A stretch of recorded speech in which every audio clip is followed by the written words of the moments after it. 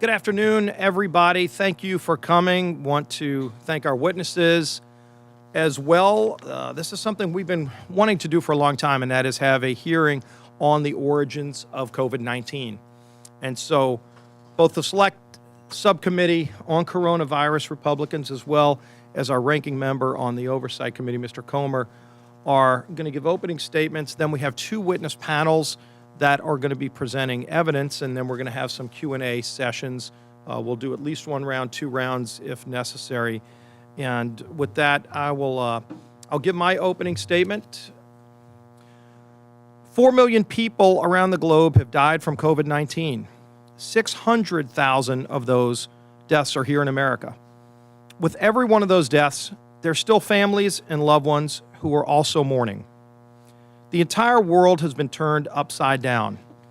Our children have lost a year of their livelihoods.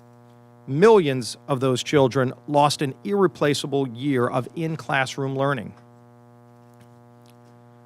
Governments have borrowed trillions of dollars responding to this pandemic.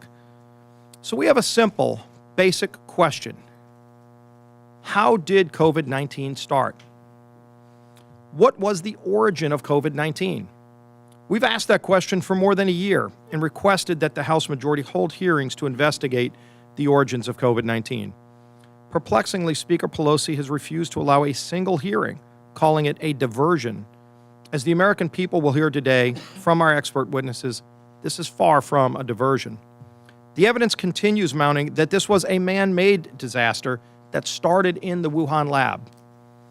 If that is the case, then it might be considered dramatically worse than Chernobyl. Today's witnesses will lay out two specific facts. One, the Chinese government engaged in a series of lies followed by a massive cover-up from the very start of COVID. And number two, the weight of evidence strongly points to the virus having emerged from the Wuhan lab. Let me start with the lie, and you will hear more from ranking members McCall and Nunes about this. On January 2nd, 2020, Dr. Fauci and CDC Director Dr. Redfield picked up from the Chinese Communist Party the first official lie. The CCP claimed in each of, at that point, 27 reported cases that the illness had jumped from an animal to a human. Both doctors, Fauci and Redfield, knew that was likely not true. We now know with overwhelming certainty that was, in fact, a lie. A year and a half later, there is not a single case of the virus having jumped from an animal to a human, yet the CCP claimed to know of 27 separate individual cases. The Chinese Communist Party was also covering up knowledge of human-to-human transmission. On January 7th, the CDC situational report included, quote, media has begun to report high demand of N95 respirators in China. Well, you don't need N95 respirators to protect against individual animal-to-human transmission. China knew the virus was spreading from humans to other humans. On January 4th of 2020, Dr. Redfield offered to send the CDC Epidemic Intelligence Service to Wuhan.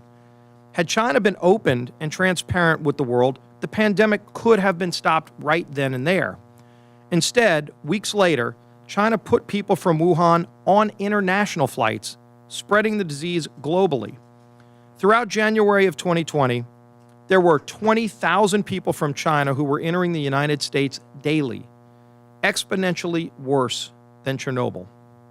On January 6th, Dr. Redfield spoke with China's equivalent of their CDC and reported to the U.S. National Security Advisor that his, quote, call was both troubling and bizarre.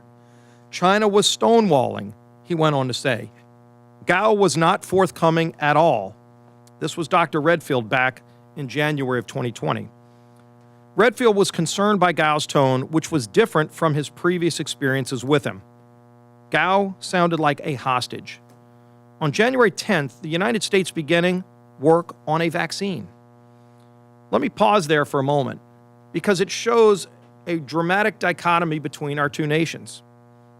In the critical first days, China was engaging in a massive cover-up, while allowing the virus to spread across the globe.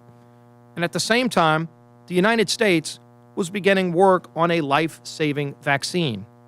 The story matters and is a display to the world of the two countries' characters, the morals and the values. By January 13th, Dr. Fauci concluded, quote, "Holy bleep, they haven't been telling us the truth." That was Dr. Fauci's quote in January of 2020. Why was China lying? Could it be the motive was to cover up a virus that had leaked from a lab conducting gain-of-function research on coronaviruses, meaning that manipulation in the lab had likely made the virus dramatically more dangerous to the world than a naturally occurring coronavirus? That might be a motive for a massive government cover-up. Our witnesses will discuss this further, but here is what we know today. 1. No intermediate host. The animal that the bat would be expected to infect that would then transmit the virus to humans has been found. After testing, by the way, hundreds of different species and thousands of specific animals, still haven't found that animal. 2. There is no evidence it was ever in the human community before the pandemic began, and yet, as Dr. Quay will be discussing, it had perfected human-to-human spread from the very beginning. That is the hallmark of a lab-created virus.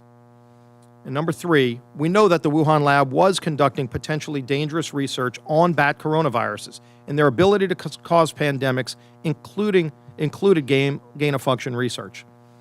As Admiral Giroir states, quote, "It's just too much of a coincidence that a worldwide pandemic caused by a novel bat coronavirus that cannot be found in nature started just a few miles away from a secretive laboratory doing potentially dangerous research on bat coronaviruses." We also know the first cases of COVID in China occurred sometime between mid-October to mid-November of 2019. This is when we now know that, according to the Wall Street Journal, 3 Wuhan lab workers sought hospital care for an unknown respiratory illness. COVID didn't start in late December in the wet markets. It started months earlier, and lab workers in the institute working on coronavirus were infected, and China began lying immediately and began buying up N95 respirators immediately, and they closed domestic travel but continued sending 20,000 people a day to America. And now 600,000 Americans are dead and 4 million people worldwide. This is exponentially worse than Chernobyl. And yet, to this day, Speaker Pelosi has yet to have a single hearing on the origin of COVID-19. The very name of our committee is the Select Subcommittee on the Coronavirus. And yet, not a single hearing on the origin of the coronavirus. Well, that changes today. The American people will learn a lot today about what we know. The witnesses are respected, serious experts who have put time and research into learning more about the origins of COVID-19. But we should be having a bipartisan investigation that would include subpoena power to bring others in. NIH and Dr. Fauci should also testify about the history of NIH's involvement in gain of function. Speaker Pelosi should immediately take up the bill that passed unanimously out of the Senate that would declassify all intelligence related to the origins of COVID. Think about this. There is a bill that passed the Senate unanimously, all Republicans, all Democrats, to declassify some of the things we're trying to find out. Speaker Pelosi has yet to bring that up. We're calling on her to bring that up. It would pass this House overwhelmingly and get us more of those answers. So ultimately, today's hearing, we're going to be asking these questions, and we expect to get some answers, and we hope to continue pressing to get even more answers. With that, I'd like to yield to the ranking member of the Oversight Committee, Mr. Comer. Thank you, Ranking Member Scalise, for your diligence on behalf of the American people to get to the origins of COVID-19. It's essential to understand the origins of this virus in order to prevent it from happening again. Without a full and comprehensive investigation, we cannot adequately prepare for the next outbreak. The Chinese Communist Party spent the majority of the last year and a half misleading the world, spreading propaganda, and enabling this virus to run unchecked for far too long. The Chinese Communist Party intentionally concealed the severity of COVID-19 to stockpile medical supplies to the detriment of the global supply chain. The Chinese Communist Party led an effort to control and conceal the information regarding their true infection and death rates. But they did not act alone. The World Health Organization helped the Chinese Communist Party by supporting and spreading their lies and propaganda. The World Health Organization denied that human-to-human spread of COVID-19 could occur based solely on Chinese Communist Party propaganda in early January 2020.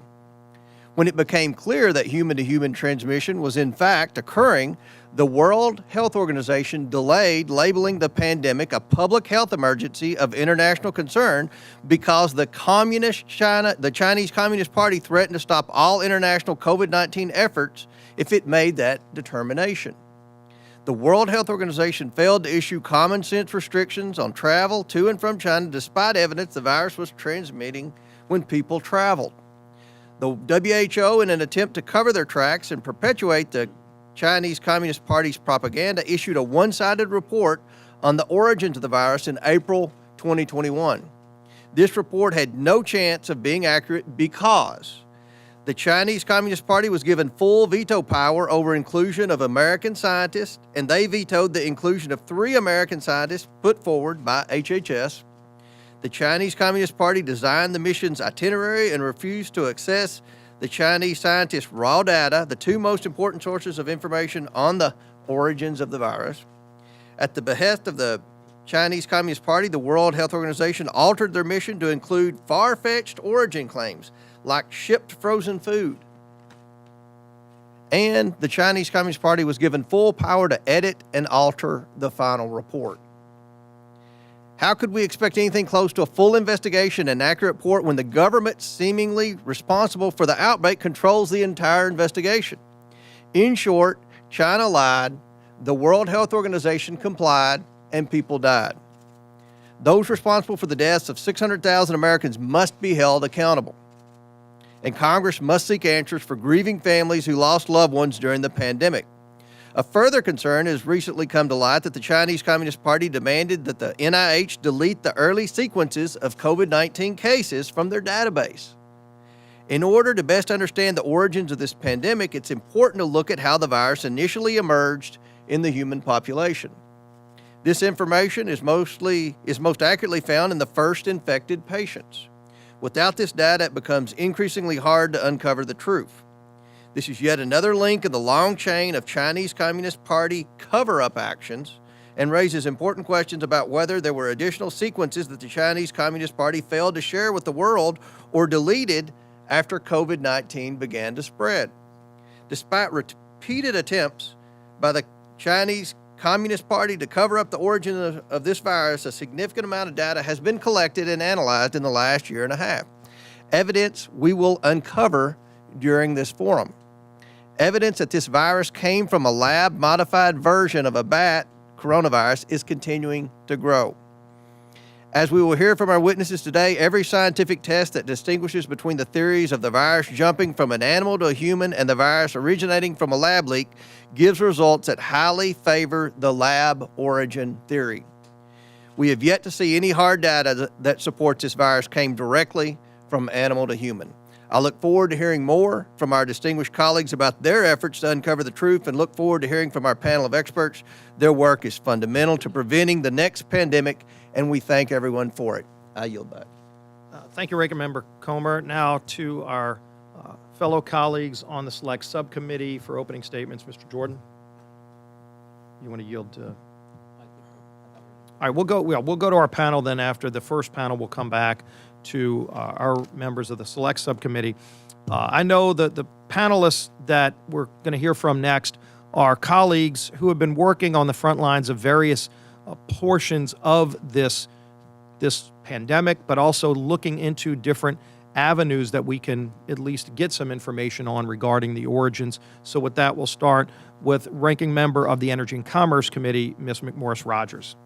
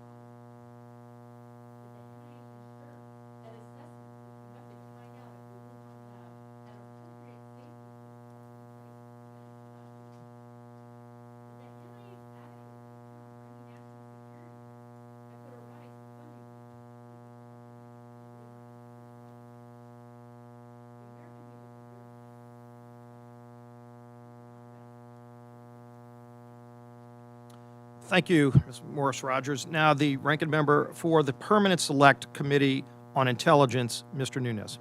Well, thank you, Mr. Scalise. And Make sure your microphone is on, too. shows it's on now. There we go. All right. I want to thank Whip Scalise and Mr. Comer. I'm happy to be here today to discuss the work of Intelligence Committee Republicans to uncover the truth behind the origins of COVID-19. For nearly a decade, House Intelligence Committee Republicans have been investigating China's malign activities across the globe, from concerns over Huawei to China's Belt and Road Initiative to its theft of our intellectual property and increasingly aggressive activities in the South China Sea. We have actively worked to determine the nature and scope of nefarious Chinese activities.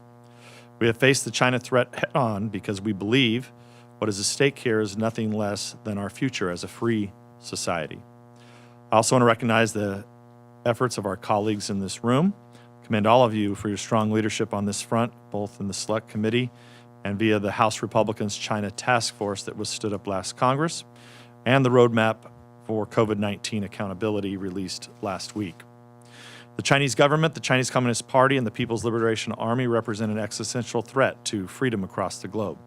Strong, dynamic, and fearless leadership is what is needed to combat a threat of this magnitude. Unfortunately, the Democrats possess none of these qualities, particularly when it comes to China. President Biden has failed to do anything meaningful to hold China accountable. Congressional Democrats seemingly have no interest in protecting our nation and people from this threat. And the media continues to serve as a propaganda mouthpiece for China, the Biden White House, and Democratic leadership, along with help from big tech. Consequently, last month, committee Republicans on the House Intelligence Committee released an interim report on COVID-19 and the Wuhan Institute of Virology Laboratory. That report describes our efforts to understand how the COVID-19 virus originated. In brief, here is what we found. First, there is simply no substantive evidence supporting the theory that SARS-CoV-2 was a virus transferred from an animal to human, and recent scientific scholarship suggests that such a zoonotic transfer is unlikely. Chinese researchers have failed to find the original bat population or species from which the virus may have jumped, despite an intensive search and testing more than 80,000 animals. Second, there were multiple warnings about safety at the Wuhan lab beginning as far back as 2017. Health and science experts from the U.S. Embassy in Beijing warned the lab's work to make bat coronaviruses infectious for humans, coupled with the grave safety control concerns, could result in the accidental unleashing of a SARS-like pandemic. Third, our report outlines how China engaged in highly sensitive gain-of-function research at the Wuhan lab. As we all know by now, gain-of-function research can produce dangerous viral strains that could intentionally or unintentionally cause a pandemic. That NIAID, under the leadership of Dr. Fauci, funneled U.S. taxpayer dollars to the Wuhan lab for gain-of-function research. Fourth, the People's Liberation Army reportedly conducts secret scientific research in the Wuhan lab, and the head of the lab is a major general in the People's Liberation Army who is recognized as China's top biowarfare expert. Given the Chinese military's presence at the lab, it is difficult to understand why the U.S. government permitted and funded collaborative research there. And finally, China has prevented a fulsome and credible investigation into the origins of COVID-19. Why would they do such a thing if the virus originated from an animal? China's interference, of course, is what allegedly led the Biden administration to insist that China cooperate or face isolation in the international community. This is, of course, a weak and ineffective position to take. Like most authoritarian nations, China does not respect weakness. Stronger steps are needed to ensure we can get to the bottom of this matter and have confidence in the result. Let's not forget the Biden administration only called on China to cooperate a week after House Intelligence Committee released our report and after the Republicans' efforts to investigate the origins of COVID-19 had begun to resonate with the American people. As with many other things, the Democrats are not interested in finding the truth. That's why they're not here today, and they are only interested in cynically getting ahead of the storyline. Remember my comment about the media acting like a propagandist mouthpiece for the Democratic Party.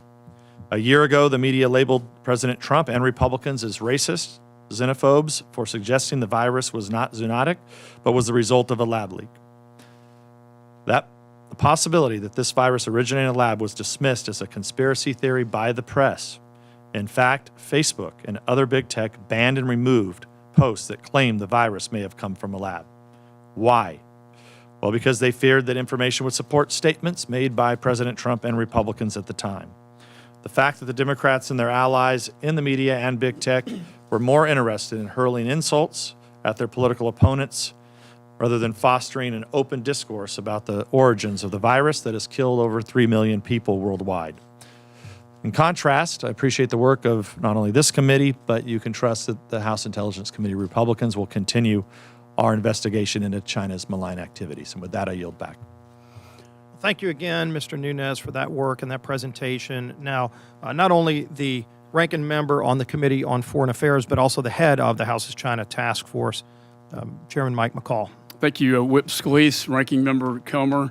As many of you know, I began investigating the origins of COVID-19 in April last year, both as a top Republican on the Foreign Affairs Committee and as the chair of the China Task Force encompassing 11 committees of jurisdiction.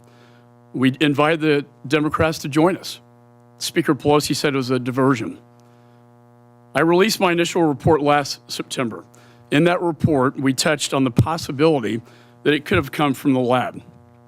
After continuing to research this topic, I now feel comfortable concluding that it is more likely than not that it came from the lab. In fact, I would say there's credible evidence as a former federal prosecutor. Unfortunately, we may never know for certain because the Chinese Communist Party went to great lengths to cover up this outbreak. They detained the doctors in order to silence them. They disappeared journalists. They destroyed lab samples.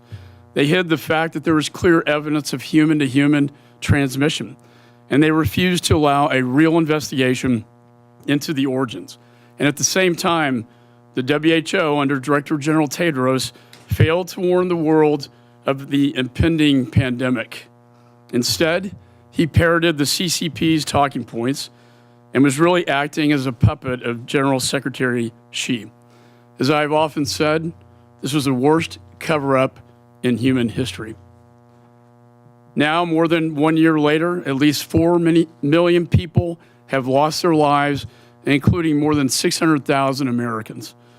Unfortunately, the Biden administration is refusing to take investigating the origins of this virus seriously. They are pushing for yet another WHO investigation, even after the last one was so tainted by the CCP that even Tedros has said more investigations needed to be done. But that's why we're here today, because the president and congressional Democrats are forcing us to do this work alone. As we continue this investigation, I believe it's time to completely dismiss the wet market as a source of the outbreak.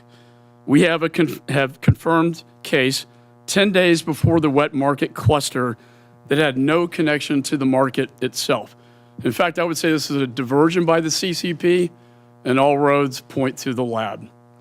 And even as the CCP now has admitted after the fact that they don't believe the virus originated at the wet market. But as a former federal prosecutor, I can tell you the preponderance of the evidence that it came from the lab is very convincing. State Department cables from 2018 detail significant concerns about the safety protocols not being followed at the new campus of the Wuhan Institute of Virology. We know that this was not the first instance of safety protocols being ignored at the Chinese labs. In 2004, SARS leaked from a similar lab in Beijing. We now know that at the same time of the State Department cables, and for several years before, scientists at the WIV were conducting gain-of-function research at both the new and old facilities. This is genetic modification of the virus to make it more viral, to make it more transmittable, to make it more infectious in humans. Some of this research was conducted not only at BSL-4, but BSL-2 labs even though that kind of research should be conducted at BSL-4. BSL-2 are far less secure. By the way, there's one very close to the wet market. In addition, in a city 5 times larger than the city of Houston, the first signs of the new illness were all clustered around the old WIV facility, the level 2 facility. Then on September 12th, 2019, the WIV suddenly took their virus database offline. You have to ask the question, why? Why did they take this offline? Removing the database would prevent hospitals in the city from comparing samples from sick patients to the lab's library of viruses. If the CCP was attempting to cover up a leak of coronaviruses being studied at the WIV, this would remove the ability to link COVID-19 back to the WIV. According to a Harvard study, in the following weeks, 5 of the 6 hospitals surrounding the old WIV saw the highest daily average of cars in their parking lot in 2.5 years. This indicates people around the old WIV facility were suddenly sicker than usual, and they were visiting hospitals at a higher rate than usual. If an outbreak had begun around September from a leak, this is exactly what we would see. And new testimony now received by my committee reveals the Chinese military potentially took over this lab not in January 2020 as reported, but earlier in 2019. The Chinese military were actually in the facility at the time of 2017. That signals to me, as a prosecutor, that the CCP was worried about something at the lab before the world even knew what COVID-19 was. Why else would they put the Chinese military in charge? In October 2019, Wuhan hosted the 2019 World Military Games. These are similar to the Olympics, but with military personnel competing. More than 9,300 athletes from over 100 countries came to the city. And it should have been a massive public relations opportunity for the CCP, yet no fans or observers were allowed to attend. There were reports of roads being blocked, with athletes describing Wuhan as a ghost town. If a virus had leaked from the lab in early September, and there was an uptick in hospital visits around the old WIV, the CCP would likely be worried. This would potentially lead them back and lock down the city and ban fans from the game, which is exactly what happened. Most telling of all, dozens of these athletes have recently come forward saying they got sick while at the games with what would now be classified as COVID-like symptoms. The village where the athletes lived was less than 8 miles from the old WIV and connected to downtown Wuhan by a new subway stop. I now believe this was actually one of the earliest COVID-19 super spreader events. At least 4 of these athletes were from countries who have now confirmed the virus was circulating within their borders in November and December of 2019. That would be Italy, Brazil, France, and Sweden. This would be the exact time frame that indicated it entered their borders in late October, likely from the military game athletes. I've also discovered some very important new facts. They not only point to the Wuhan Institute being the likeliest point of origin, but they also establish a high likelihood that the virus was man-made as well. I believe we've found the answer to the question, quote, how did this virus from a cave 1,000 miles away get to the middle of a city of 11 million? It wasn't natural. It was a lab. Next month, the House Foreign Affairs Committee the Republicans will release an updated origins report that will detail all of our new findings. So with that, Whip Scalise and Ranking Member Comer, thank you so much for having me. Thank you. I appreciate that testimony as well as the work that the committee, that the China Task Force is doing to get these facts out here. Someone else who has been working on this for over a year now, our colleague, Congressman Gallagher. Thank you, Whip Scalise, Ranking Member Comer, for this opportunity. I can't think of a more important question facing the world today than how this pandemic started, which makes it all the more tragic that we don't have the willing participation of our Democratic colleagues. I don't see this as a Republican question or a Democrat question. This is a forensic question of how this actually started. That being said, I strongly support the establishment of an independent bipartisan expert commission.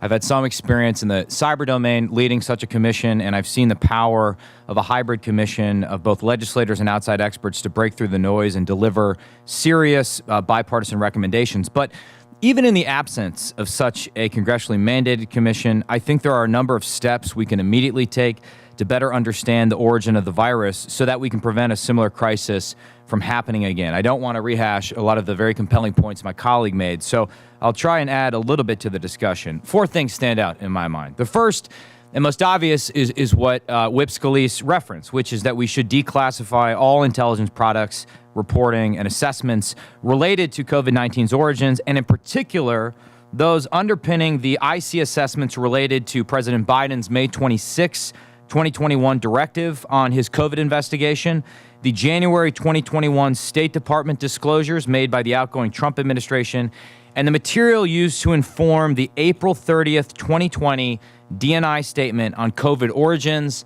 That statement is openly available. It's worth revisiting, where our entire intelligence community concurs with what they call the strong scientific consensus that this was not man-made or genetically modified. How did that happen? I think we all have an interest in knowing. Number 2, issue a subpoena to the EcoHealth Alliance for any and all data and files they have relating to their collaboration with the Wuhan Institute of Virology.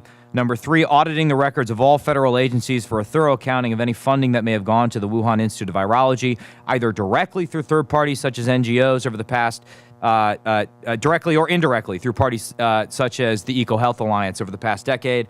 Ranking Member McCall mentioned the Wuhan military games. For example, I've written a letter to the Secretary of Defense and the Chairman of the Joint Chiefs asking, have we interviewed the 284 Americans that went to those games?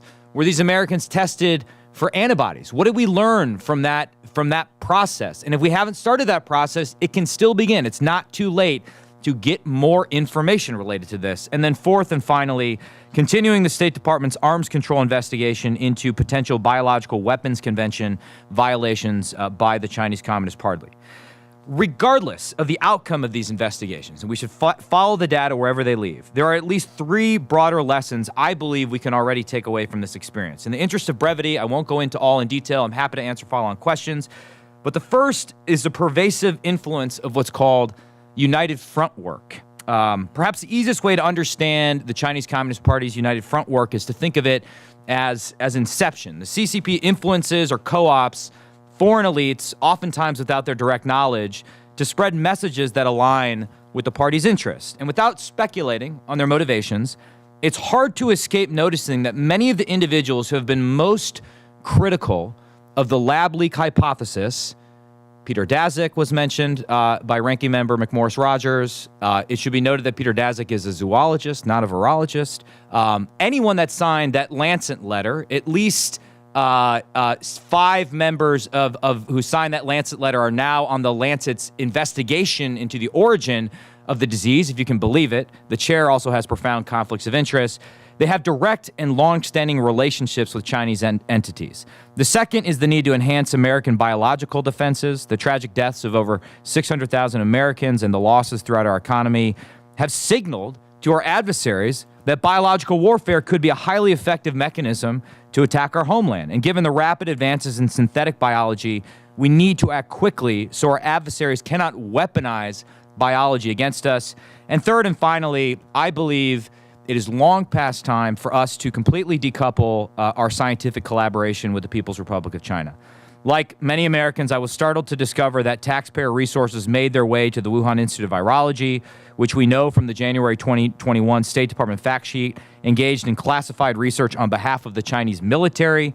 While scientific collaboration is an important part of our technological leadership, we have plenty of like-minded allies and partners that are not actively engaged in genocide, nor threatening their neighbors with invasion that we can work with. And unfortunately, given the direction of the CCP policy, scientific collaboration is likely only to enhance the party's grip on power through new ways to surveil or control their population, or in the worst case, develop the ability to wipe out entire populations, depending on the whims of the party. Ranking Member Scalise, you started off by commenting that this is worse than Chernobyl. I agree with that. I've called this the CCP's Chernobyl. If you've seen the HBO miniseries Chernobyl, there's a moment at the end when the lead scientist, Valery Legosev, makes a comment, and he says, "Every lie we tell incurs a debt to the truth, and sooner or later, the debt is paid." Well, the debt incurred by the CCP's lies has cost us over 600,000 American lives and counting. And we owe it to these people and to their families to get to the truth. Thank you. I yield back. Well, Congressman Gallagher, I thank you for that work and for that presentation. Before I go to the members of the Select Subcommittee for their opening statements, since it's been referenced twice now, I did want to ask unanimous consent to enter into the record Senate Bill 1348. This is the bill that would require the Director of National Intelligence to declassify information relating to the origin of COVID-19 and for other purposes. This bill passed the Senate unanimously, still sitting in the House. Without objection, this will be entered into the record. And now we'll go to Mr. Jordan for his opening statements. Thank you, Mr. Chairman. Friday, January 31st, 2020 at 10:32 p.m., Dr. Fauci gets an email from Christian Anderson. Christian Anderson's a British researcher who's received numerous grants from NIH. Two really important sentences are in that email. Two sentences that get Dr. Fauci's attention. The first is this: the unusual features of the virus make up a really small part of the genome. So one has to look really closely at all the sequences to see that some of the features look engineered. Again, this is January 31st, 2020. Second sentence: Eddie, Bob, Mike, and myself all find the genome inconsistent with expectations from evolutionary theory. Email arrives 10:32 to Dr. Fauci on January 31st, 2020. 2 hours later at 12:29 in the morning, Dr. Fauci sends an email to his top deputy, Mr. Hugh Auchincloss. Guy has worked for Fauci for 15 years, part of his inner circle. Sends it, subject line says important in all capital letters. He attaches a paper on gain-of-function research written by Dr. Barrick and Dr. Shi. Dr. Shi, of course, is the so-called Bat Lady, Batwoman, the lady who does research in the Wuhan, China lab. This email, Dr. Fauci says, again, to his top deputy, "It is essential that we speak this AM. Keep your cell phone on, read this paper. You will have tasks to do today that must be done." Notice the intensity. Notice the focus. I mean, this is the house is on fire email here. Now, 2 hours after that, at 2:48 in the morning, Dr. Fauci's busy this morning. 12:29, that email he sent to Dr. Auchincloss, his top deputy. 2 hours later at 2:48 in the morning, he sends another email, this one to Robert Kadlec, Assistant HHS Secretary, Trump appointee, not part of his inner circle, and he attaches a different article to this email, one that says the virus came from an animal, that downplays any lab leak theory. Now, again, notice the tone of this one. Bob, this just came out today. Gives a balanced view, best, Tony. I mean, totally different from the previous. This is one like, oh, if you get a chance, read this, gives a balanced view. So the tone is different, but also that sentence, gives a balanced view, it's not true either. That's just not accurate. This article downplays, as I said, the lab leak theory, emphasizes evolutionary cause to the virus. What happens next? What happens next? Later that same morning at 11:47 a.m., Dr. Fauci's deputy gets back to him. I just want to read you this whole email. "The paper you sent me," the one he sent him on, that was written by the virologist from Wuhan, China, and Dr. Barrick, "the paper you sent me says the experiments were performed before the gain-of-function pause, but have since been reviewed and approved by NIH. Not sure what that means, since Emily, someone else who works for Dr. Fauci, is sure that no coronavirus work has gone through the P3 framework, which of course is the oversight body that's supposed to approve any grant dollars going for gain-of-function research. No coronavirus work has gone through the P3 framework." Final sentence: "She will try to determine if we have any distant ties to this work abroad. She will try to determine if our fingerprints are on any of this." All these emails happen in 13 hours. So 13 hours after Dr. Fauci gets the initial email from Christian Anderson saying, looks like this virus is engineered, not consistent with evolutionary theory, Dr. Fauci knows some important facts. First, Dr. Fauci knows there's a lethal virus on the loose that started in Wuhan, China. Second, he knows the American taxpayers have funded gain-of-function research in Wuhan, China. Third, he knows that the research grant didn't go through the required oversight board. Fourth, he knows the virus, quote, looks engineered and, quote, not consistent with evolutionary theory. And finally, fifth, Dr. Fauci knows he may have ties to this work in China. His fingerprints, in fact, may be on this. So what does Dr. Fauci do next? After he says, oh, whatever, what does he do next? He organizes a conference call for later that same day. I mean, this is the busiest 24 hours I think I've ever. He organizes a conference call, 12 people on the call. Dr. Fauci and 11 virologists from around the world. Virologists who've gotten millions of American tax dollars over the past several years. Now look at this list. Here's the list of people. There's only 2 Americans on the list, Tony Fauci and one other. Most of them are from around the world, as I said. I think the first thing you notice is who's not on the call. Who's not on the list? Is Dr. Kadlik on the list? The guy he sent the email to at 3 in the morning? Is Dr. Redfield the head of CDC? Dr. Girard, who's with us today, Assistant Secretary at HHS at the time? Dr. Birx, the lady who's soon to be COVID response coordinator? In fact, there's no one from the government on the call except Tony Fauci. Tony Fauci and 11 other individuals who got a bunch of American tax dollars over the years. What happened on the conference call? The short answer is we don't know. We don't know what they talked about. I mean, I think we got a good idea. We don't know for sure, but we do know what happened 4 days later. 4 days later, February 4th, 2020, Christian Anderson, the guy who started it all, who said the virus looks engineered, Christian Anderson said this 4 days later. The crackpot theories going around at the moment relate to this virus being somehow engineered. That is demonstrably false, close quote. What? In 4 days, this guy went from this looks engineered to now that's demonstrably false. 4 days, he went from this isn't consistent with evolutionary theory. Now we know it's totally evolutionary. But it gets even better. It gets even better. Mr. Anderson and 3 of the other people on this call write an article a few weeks later that says COVID is not a laboratory construct. And while they're writing that article, there's an email from March 6 where Mr. Anderson offers to let Dr. Fauci edit the article before it's published. And here's the kicker. Here's the kicker. When the article is published, Dr. Fauci cites it at a White House press conference when he is asked by a reporter about the origin of the virus. Cites the very article he put in motion on the conference call and he was allowed to edit. At the White House, where he's supposed to be giving the American people the truth, he references an article that he manufactured. Now, maybe I'm wrong about all this. Maybe it didn't work out this way. I think I'm right. Maybe it didn't work out this way. But it would have been nice, Mr. Chairman, if Dr. Fauci would come today and answer our questions. He could have come here and defended himself, but he didn't have the courage to do it. And you know who else who wouldn't come? Remember that email about the P3 framework? We invited Dr. Hassel to come too. He's the individual who chairs that oversight board. We invited him to come today too, and he wouldn't come. I'm convinced these guys knew right from the get-go what the truth was, and they misled the American people. Oh, here's the other thing. You know that conference call? That conference call? We got the emails regarding the conference call from February 2nd. All these guys were emailing back and forth. They were on that conference call. Here's what we got on the FOIA request. Here's all their emails. Every single thing is redacted.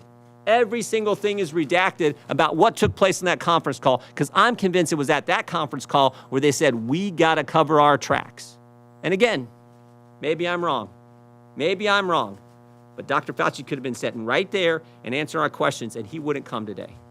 I yield back. Thank you, Mr. Jordan, and let the record reflect that Dr. Fauci was invited Friday afternoon. He declined. With that, we'll go to Dr. Miller-Meeks for opening. Thank you so much, Mr. Scalise, Representative Scalise. Thank you to also Representative Comer and all of our panelists for coming. It's unfortunate that the entire committee could not join us for this important discussion because, as we've already heard, understanding the origins of COVID-19 pandemic has both public health and national security implications. We all know that Wuhan, China, where the COVID-19 virus originated, is home to the Wuhan Institute of Virology. The Wuhan Institute of Virology is China's only cellular level 4 biosafety super laboratory that researches human infectious diseases. This lab is only a few miles away from the wet market that is said to be the origin of COVID-19. As many of my colleagues have already stated, I went to the floor earlier this month to call for a full and thorough investigation into the origins of COVID-19. There needs to be a serious investigation into the origins of COVID-19, and we must uncover what the Chinese Communist Party knew and when, and what the World Health Organization knew and when. Why do we think that this came from a laboratory or a lab leak as versus to natural evolutionary? One is the initial concern by scientists and the fact that their article was removed by the Chinese Communist Party off of the internet. Two is the proximity of WIV to the wet market. Three, no intermediate host, and we know that we rapidly discovered the intermediate host for both SARS and MERS. Four, the Chinese Communist Party vigorously lobbied WHO to both deny human-to-human transmission and to avoid or delay announcing an international emergency or pandemic. Five, the removal of scientific papers by Chinese scientists from the internet early in 2020, and then, as previously stated, they took their database offline last fall. We also know that the speed and rapidity and the number of variants and then the unique genetic code. So we must hold the Chinese Communist Party accountable for their missteps, of which this is only one. While they were stalling and not notifying the World Health Organization about the extent of the COVID-19 outbreak, the Department of Homeland Security Intelligence Enterprise found that the CCP used this time to stockpile masks, gowns, and gloves. This lost time put U.S. frontline workers at risk and undoubtedly contributed to at least some of the 600,000 U.S. deaths from COVID-19. To prevent something like this from happening in the future, we must seriously consider and examine how much scrutiny we place on laboratories working with highly infectious agents. Furthermore, we need to make sure our media gatekeepers are more cautious and allow science to work before censoring information or suppressing information. While no scientific changes have occurred, the media has recently decided to allow the theory that the SARS-CoV-2 originated in a lab to actually be shared with the American people. This is after a year of downplaying and scrutinizing that theory. And people rightly may ask, why does it matter what the origins of COVID are? We've lived through the pandemic, the vaccines are working, and we're getting back to normal. But as a former director of the Iowa Department of Public Health and as a physician, I know that this pandemic will not be the last. We must get to the bottom of the origins to try to prevent our next public health emergency. As a member of Congress, I believe it is our responsibility to ensure that other nations live up to their responsibilities and that international organizations in which we participate and fund are well regulated and beneficial for the American people. International health regulations state that each state party shall notify WHO within 24 hours of all events which may constitute a public health emergency of international concern. According to the reports from Hong Kong, the CCP identified cases of COVID-19 going all the way back to November 17, 2019, over a month before the WHO was officially notified or publicly notified. If the CCP had complied with these regulations, it's possible we could have worked with our international partners to more quickly contain the virus, limit travel, isolate people before they traveled, and shut down travel more rapidly. More urgency about the virus if it was a lab leak versus of natural evolutionary causes, less complacency of individuals. It's incumbent upon the international community to have safety protocols for the laboratories, the type of research that can be conducted. Is it ethical to bring a virus from the wild into a laboratory? And is it ethical to have gain-of-function research that increases its transmission in humans? Also, publications in prestigious journals, which is what we as scientists and doctors like to do and for which we aspire. But should they publish scientific articles if the lab is not in compliance with safety standards, or if there is not full disclosure and financial disclosure and conflicts of interest?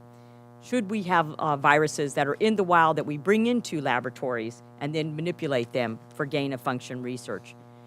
As Representative Scalise said, this is the Chernobyl of virus research, and it should underscore the need for increased scrutiny of gain-of-function research anywhere in the world. Because it is the hubris and arrogance of human scientists that failed the basic function of security and safety. If we are going to be serious about advancing scientifically in order to prepare for our next pandemic, then we must let science work. We must allow for debate and dissenting views to be heard, or we may never get to the root cause of this problem and hold the Chinese Communist Party accountable. Thank you. Thank you, Dr. Miller-Meeks. And now, Dr. Mark Green. Thank you, Ranking Member Scalise and Ranking Member Comer. It's great to be back on an oversight committee with Ranking Member Comer. Thank you both for setting this up. For many months, we have asked Speaker Pelosi to investigate the origins of this virus that has led to over 600,000 deaths in this country and disrupted our society for well over a year. It's a shame that our Democrat colleagues continue to refuse to hold this very important hearing. For most of the pandemic, anyone who raised questions about the origin of the virus was dismissed as some crazy conspiracy theorists. Yet despite the efforts of some of the media and all of big tech, the World Health Organization and the Chinese Communist Party, we continue to find increasing evidence suggesting that this pandemic can be traced back to the Wuhan Institute of Virology in Wuhan, China. Our panel of distinguished experts can speak in further detail to the mounting scientific evidence pointing to the origins of the pandemic. We now know that the lab in Wuhan was conducting gain-of-function research specifically on bat coronaviruses. If this pandemic was indeed the result of a leak from the Wuhan Institute of Virology, it would be one of the greatest medical cover-ups in human history. Gain-of-function research should never be done at an unsafe lab. Covered up by a ruthless authoritarian government, setting off a worldwide pandemic that has left more than 3.9 million people dead around the world. From the very beginning, Beijing has actively sought to deceive the world on the origin and severity of COVID-19. As the virus was spreading in Wuhan, the CCP silenced whistleblowers such as Dr. Li Wenliang and censored others who warned about the outbreak. Furthermore, the Chinese government consistently underreported cases and deaths, which continues to this day. What are the chances that the epicenter of the virus, a nation of over 1 billion people, has suffered around 5,500 deaths and only 120,000 cases? Through the World Health Organization, the Chinese government spread propaganda denying evidence of human-to-human transmission and claiming that the spread was under control. Meanwhile, according to a DHS report, while China was deceiving the world about the seriousness of the virus, it was also working to buy up PPE around the world, increasing its imports of surgical masks by 278%. Then, of course, we know they turned around and sold it back to Italy, who had donated it to China. How many lives could have been saved had the world been made aware when Beijing was made aware? To this day, the CCP continues to obstruct efforts to get to the truth about the origins of the pandemic. A spokesman for the Chinese Foreign Ministry shamelessly accused the United States military of bringing the virus to China, and the Chinese government has threatened to sanction American lawmakers who criticize the regime's handling of the pandemic. When the World Health Organization finally sent a team to investigate, the CCP completely controlled the investigation, from vetoing proposed team members and restricting access to exercising editorial control over the final report. The only American the CCP allowed was Peter Daszak of Echo Health Alliance, the same group which channeled the NIH funding for coronavirus research to the Wuhan Institute of Virology. There's much that remains to be investigated about the origins of COVID-19. We have to understand the origins of this pandemic to prevent future pandemics. Today's forum is the kind of honest and open examination of the evidence that the American people deserve. Evidence that was ignored and suppressed when it contradicted some of the media's preferred narrative. Again, we have to ask, why is the Democrat Party not participating in this? Why are our colleagues on the other side of the aisle not participating in this? Why do they not want to get to the bottom of where this virus came from? Where is the pangolin? Somebody tell me, where's the pangolin? We haven't found him yet. There's a strong indication, and we're looking forward to questions today in our testimony today, but the question remains, where are the Democrats on this? Well, I would submit to you it is one of the most consistent things on the other side of the aisle is their relaxed lack of interest, lack of concern about the threats from China. They continue to forgive millions incarcerated in Wuhan, China, or in Xinjiang, the Uyghurs. They don't seem to care about intellectual property theft. They don't seem to care about their state-owned enterprises competing unfairly with subsidies from their taxpayers' coffers. The Democrats don't want to hold China accountable. That might be something else we look into. But for today, I look forward to the opportunity to ask questions to get to the bottom of the origin of the virus. And Mr. Chairman, with that, I yield. Appreciate that, Dr. Green. And now to bring up our expert panelists. And again, I thank each of you for coming. You all in your own rights have done extensive research, both in following the science and in getting the facts, which is what we intend to do today. And this is probably the greatest gathering of scientists who have actually done real research into the origins of COVID-19 that has ever been assembled here in Washington's Capitol. So with that, let's start with you, Dr. Gerard. No stranger to these members. We've seen you testify before many committees. Dr. Gerard was the Assistant Secretary for Health at the U.S. Department of Health and Human Services in the Trump administration.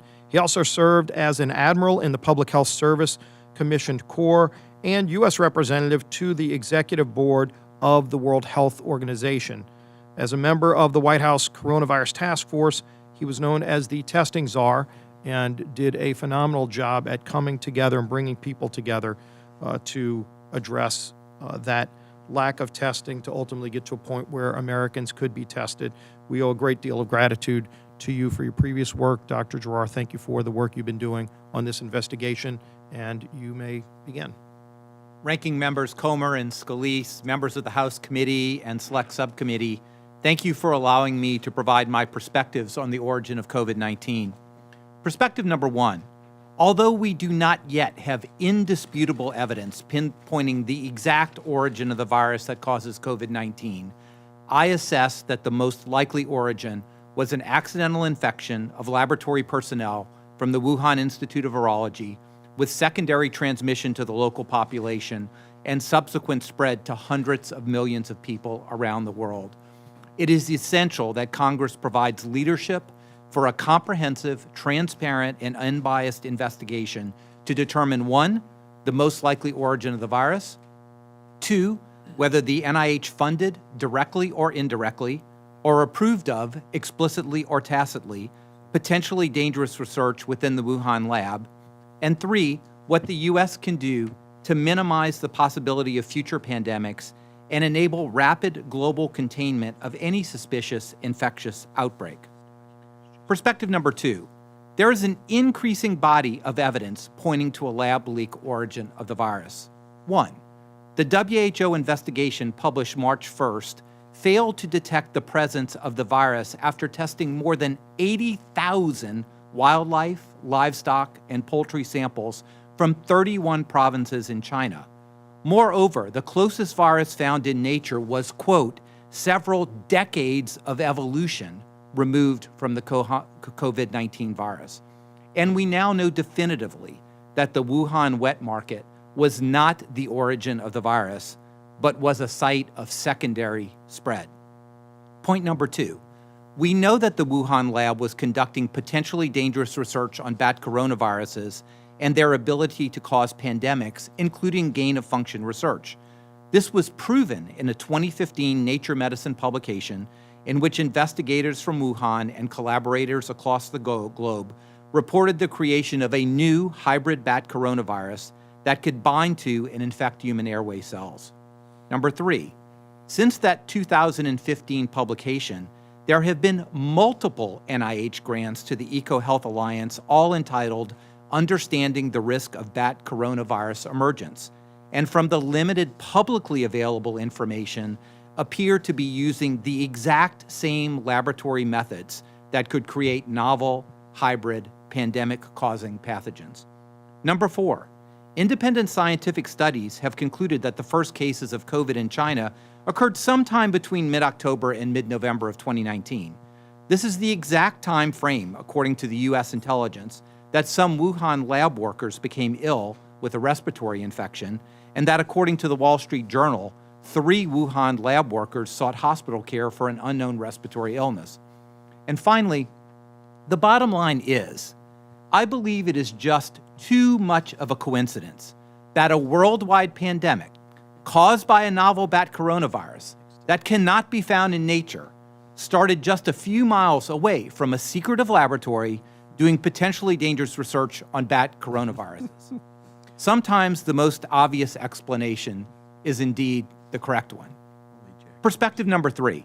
The WHO cannot be relied upon to do an authoritative investigation because it is a multilateral organization with no authority to do anything in China that is not directly approved by the Chinese Communist Party. On behalf of the Trump administration in September 2020, I delivered a comprehensive roadmap of reform to the executive board of the WHO that would strengthen the WHO's global emergency preparedness and response capabilities. This roadmap would better equip the WHO for future pandemics, but by the WHO's very nature as a multilateral organization, it can never be relied on to guarantee transparency from repressive regimes, nor assure the health and safety of the American public. Finally, with regard to the WHO, when this pandemic first emerged in China and began spreading around the world, the only eligible nation that did not have a member on the WHO executive board was the United States. That is because after I was nominated for the executive board by President Trump in November 2018, my nomination was repeatedly blocked by Senator Schumer and his Democrat colleagues, and I was not confirmed, and thus the U.S. did not have visibility at the executive board level until May of 2020. Perspective number 4, the final one. The investigation of the origins of COVID-19 and the regulation of gain-of-function research cannot be left to scientists alone, many of whom have serious conflicts of interest. These conflicts include hundreds of thousands of dollars in annual salary, pharmaceutical company paid advisory board seats, millions of dollars in grants, rights to inventions that could result in tens of millions of dollars in royalties, and perhaps most important, their reputations among an often elitist scientific community that is overwhelmingly biased against anything related to the Trump administration. Similarly, Americans should be careful of defenses of China by experts who are employed by or on the boards of companies with billions of dollars at stake in China and who fear reprisals from the Chinese Communist Party. In conclusion, it is critical to our nation, to the American people, to the world, and to future generations that we develop a bipartisan consensus on the truth of what happened. And I respectfully encourage the entire Congress to come together as truth seekers and truth tellers to accomplish this objective. Thank you for inviting me today, and I look forward to your questions. Thank you for that statement, Dr. Giroir, and we will continue to seek that bipartisan cooperation. Now, our next witness, Dr. David Asher. He is a senior fellow at the Hudson Institute. Most recently, he led the U.S. Department of State's arms control investigation into COVID-19's origins, and he also examined whether China's conduct constituted a violation of the Biological Weapons Convention. With that, Dr. Asher, thank you for joining us. Thank you, Republican Whip Scalise, Ranking Member Comer, and to all the members of the Select Committee on Examining the Coronavirus for inviting me today. I welcome this opportunity to speak before this important gathering of concerned Republican members. I equally would welcome the opportunity in the near future to meet with the Democratic majority side as well. I'm a part of the Hudson Institute, a research institute in Washington. It's nonpartisan. I approached the investigation that I led at the Department of State, not in a particularly partisan way whatsoever. I've done this for Democrats and Republicans, maybe more Republicans, but it doesn't really matter. This is an issue that affects all of us, as you pointed out. In 1960, Hudson's founder, Herman Kahn, famously wrote the book Thinking About the Unthinkable. It talked about thermonuclear war and ways of reducing the likelihood of such a war, for methods of coping with the consequences should such a war occur. At Hudson, we're still guided by Dr. Kahn's principles, but I will tell you, my main concern for you today, having worked in and around WMD investigations into terrorists and proliferation networks and state adversaries, including China, for over now nearly 30 years of my life, is that we're entering an era of biological warfare, and this is the beginning of a threat level that will affect us for the rest of our lives and probably for generations to come. Whether the Chinese did this deliberately or not, in terms of creating this pathogen, I think that the chances are that they were working on it and it was funded by the military. I'm very confident in that. But whether they released it or not deliberately or just had an accident, I think the answer is they probably had an accident, but that doesn't matter because they allowed it to be weaponized in the wake of its release. They didn't tell us at the State Department. I stand here before you with Assistant Secretary Tom DiNanno behind me, who led the arms control effort at State. One of the things we did in the fall of last year was really systematically look at whether the Biological Weapons Convention had been violated and what the evidence was to that effect. And what we found truly disturbed us. The Chinese were working on a military supported program, which they did not declare under the Biological Weapons Convention, so they lied. It involved coronaviruses, which they said they weren't working on at the Wuhan Institute in their declarations to the Biological Weapons Convention. Mysteriously, at the same year in 2016-2017 period, that they stopped declaring coronavirus research as occurring at the Wuhan Institute, they kicked off the classified research with the PLA, the People's Liberation Army.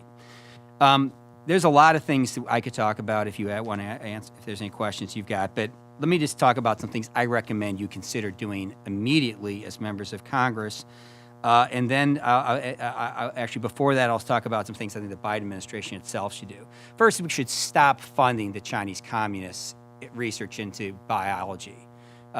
It's this dangerous gain-of-function collaboration with China has to end. I'm shocked we wouldn't, as a government, including my own non-proliferation-related colleagues at State, say that this was basically aiding and abetting an enemy adversary, a national adversary. Secondly, we got to enforce our treaty compliance. That should be a focus across the board. The Biological Weapons Convention has been violated. The State Department should not have said that it's case closed and we should not continue a Biological Weapons Convention investigation into a violation. There has been a violation. Legally, the State Department's bound to continue this investigation under this administration. Sanctions. China needs to be coerced. They need to feel the pain. It's a year and a half after this thing broke out. The clocks have melted. Time has not stood still like a Salvador Dali painting, except in Beijing, where they're sitting around saying, wow, look what we've been able to get away with. And as their economy grows 18.2% the last quarter, and exports are up 49%. We have tools at our disposal, Executive Order 13382 on WMD proliferation particularly. We also need to get prepared for the next pandemic. There's a lot that can be done with forward biothreat sensors. Next, what should you do, in my personal opinion? Expert commission, 9/11-like commission. I had friends dying on 9/11. I'm sure you did too. But we've had a lot more friends who've died of COVID-19, and the impact of this is more resonant than anything we've ever seen. Secondly, stop exporting our most precious biotech capabilities overseas, especially to China. Third, we need to amend the Chemical and Biological Control and Warfare Elimination Act to impose sanctions on entities, individuals, and parastatals that are involved in this type of malevolent work to threaten our country. Finally, I'd unleash the civil litigation lawyers to ambulance chase on behalf of the victims of this tragedy, pandemic, which could have been averted had the Chinese only told us that it was spreading human to human asymptomatically at the beginning of January. Thank you for your time. All right, thank you for your remarks, Dr. Asher. Next is Dr. Stephen Quay. He's a physician and a scientist with hundreds of published scientific articles. Dr. Quay has been cited over 10,000 times, holds 87 patents across 22 different fields of medicine, and he's invented 7 different FDA-approved medicines. Further, he conducted an early analysis of COVID-19, which has been downloaded nearly 200,000 times. He's an expert in the field and brings an upper echelon of analysis to the question we're posing today about the origins. Now to you, Dr. Quay. Thank you, Congressman Scalise and Comer, members of the subcommittee of the coronavirus crisis, ladies and gentlemen. I appreciate the nonpartisan approach the subcommittee is taking today. Clearly, science in the last few years, but especially on the topics related to the COVID pandemic, has been co-opted by geopolitics. Thus, I am here not as a mouthpiece for any particular party, but as an American scientist. I dedicate my testimony today to the more than 600,000 Americans that this pandemic has killed so far, with the hope that by clarifying the origin of COVID, we can help to prevent future pandemics and the loss of innocent lives. Given this backdrop, I will be keeping my remarks today to matters of science. I'll state facts and evidence about the pandemic that I have collected. I'll explain why those facts lead to certain conclusions, allow a particular inference, or rule out a hypothesis about the origin. Today's testimony is an effort to answer the question posed on December 30th, 2019 by Dr. Zhengji Shi, the head of coronavirus research at the Wuhan Institute of Virology. She had just been told that a novel coronavirus had caused an outbreak of pneumonia at hospitals close to her laboratory in Wuhan. In what I believe was her last unscripted public utterance, she has been quoted as saying, "Could they have come from our lab?" In the last 18 months, we've learned an intense amount about the origin of the pandemic. But one of my frustrations is that virologists and science writers around the world seem to want to ignore what has been learned and the inevitable conclusion it reveals. As inconvenient as it is, I believe the evidence conclusively establishes that the COVID pandemic was not a natural process, but instead came from a laboratory in Wuhan, China, and that it has the fingerprints of genetic manipulation through a process called gain-of-function research. There are 6 undisputed facts that support this hypothesis. Now, as a reminder, the top left there, a little science. As a reminder, all zoonoses are diseases that involve a virus infecting an animal, the animal coming in contact with a human, and then the human being infected. The question of the origin of a zoonosis is the question of the location of the animal. In natural zoonoses, the animal is in nature, a cave, a farm, or the market. The infected human comes in contact with the animal and gets sick. For lab-acquired zoonoses, the animal is in a laboratory or in cells from an animal in a petri dish, and the human works in that lab. In deciding between a natural origin and the lab origin, there are 6 facts no one disagrees with. Number 1, the Chinese first told the world that the COVID pandemic began in the Hunan seafood market because approximately 1/2 of the early cases had been associated with that location.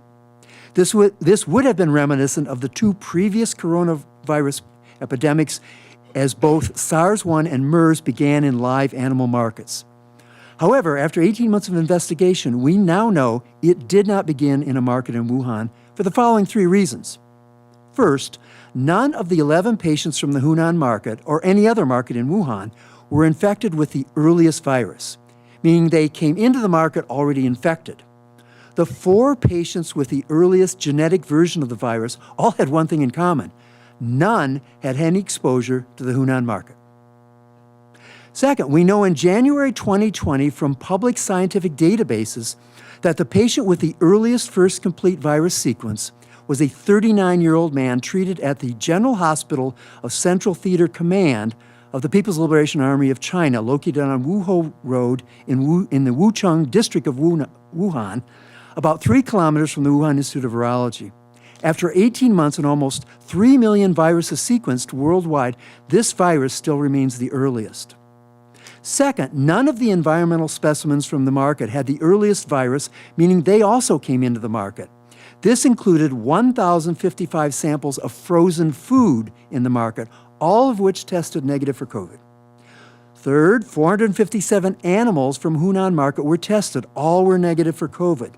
616 animals from suppliers to the market were tested. All were negative. 1,864 wild animals from southern China of the type found in the market were tested. They were also all negative. These data from the publicly available WHO report established that it did not begin in the Hunan market or any other market in Wuhan. Number 2, failing to find it in any market in Wuhan, the search was expanded to all of China. But after testing 80,000 samples from 209 different species from other markets, farms, and nature, the virus has not been found in a single specimen. The probability of this for a community-acquired infection is about 1 in a million. This is what you'd expect for a lab-acquired infection.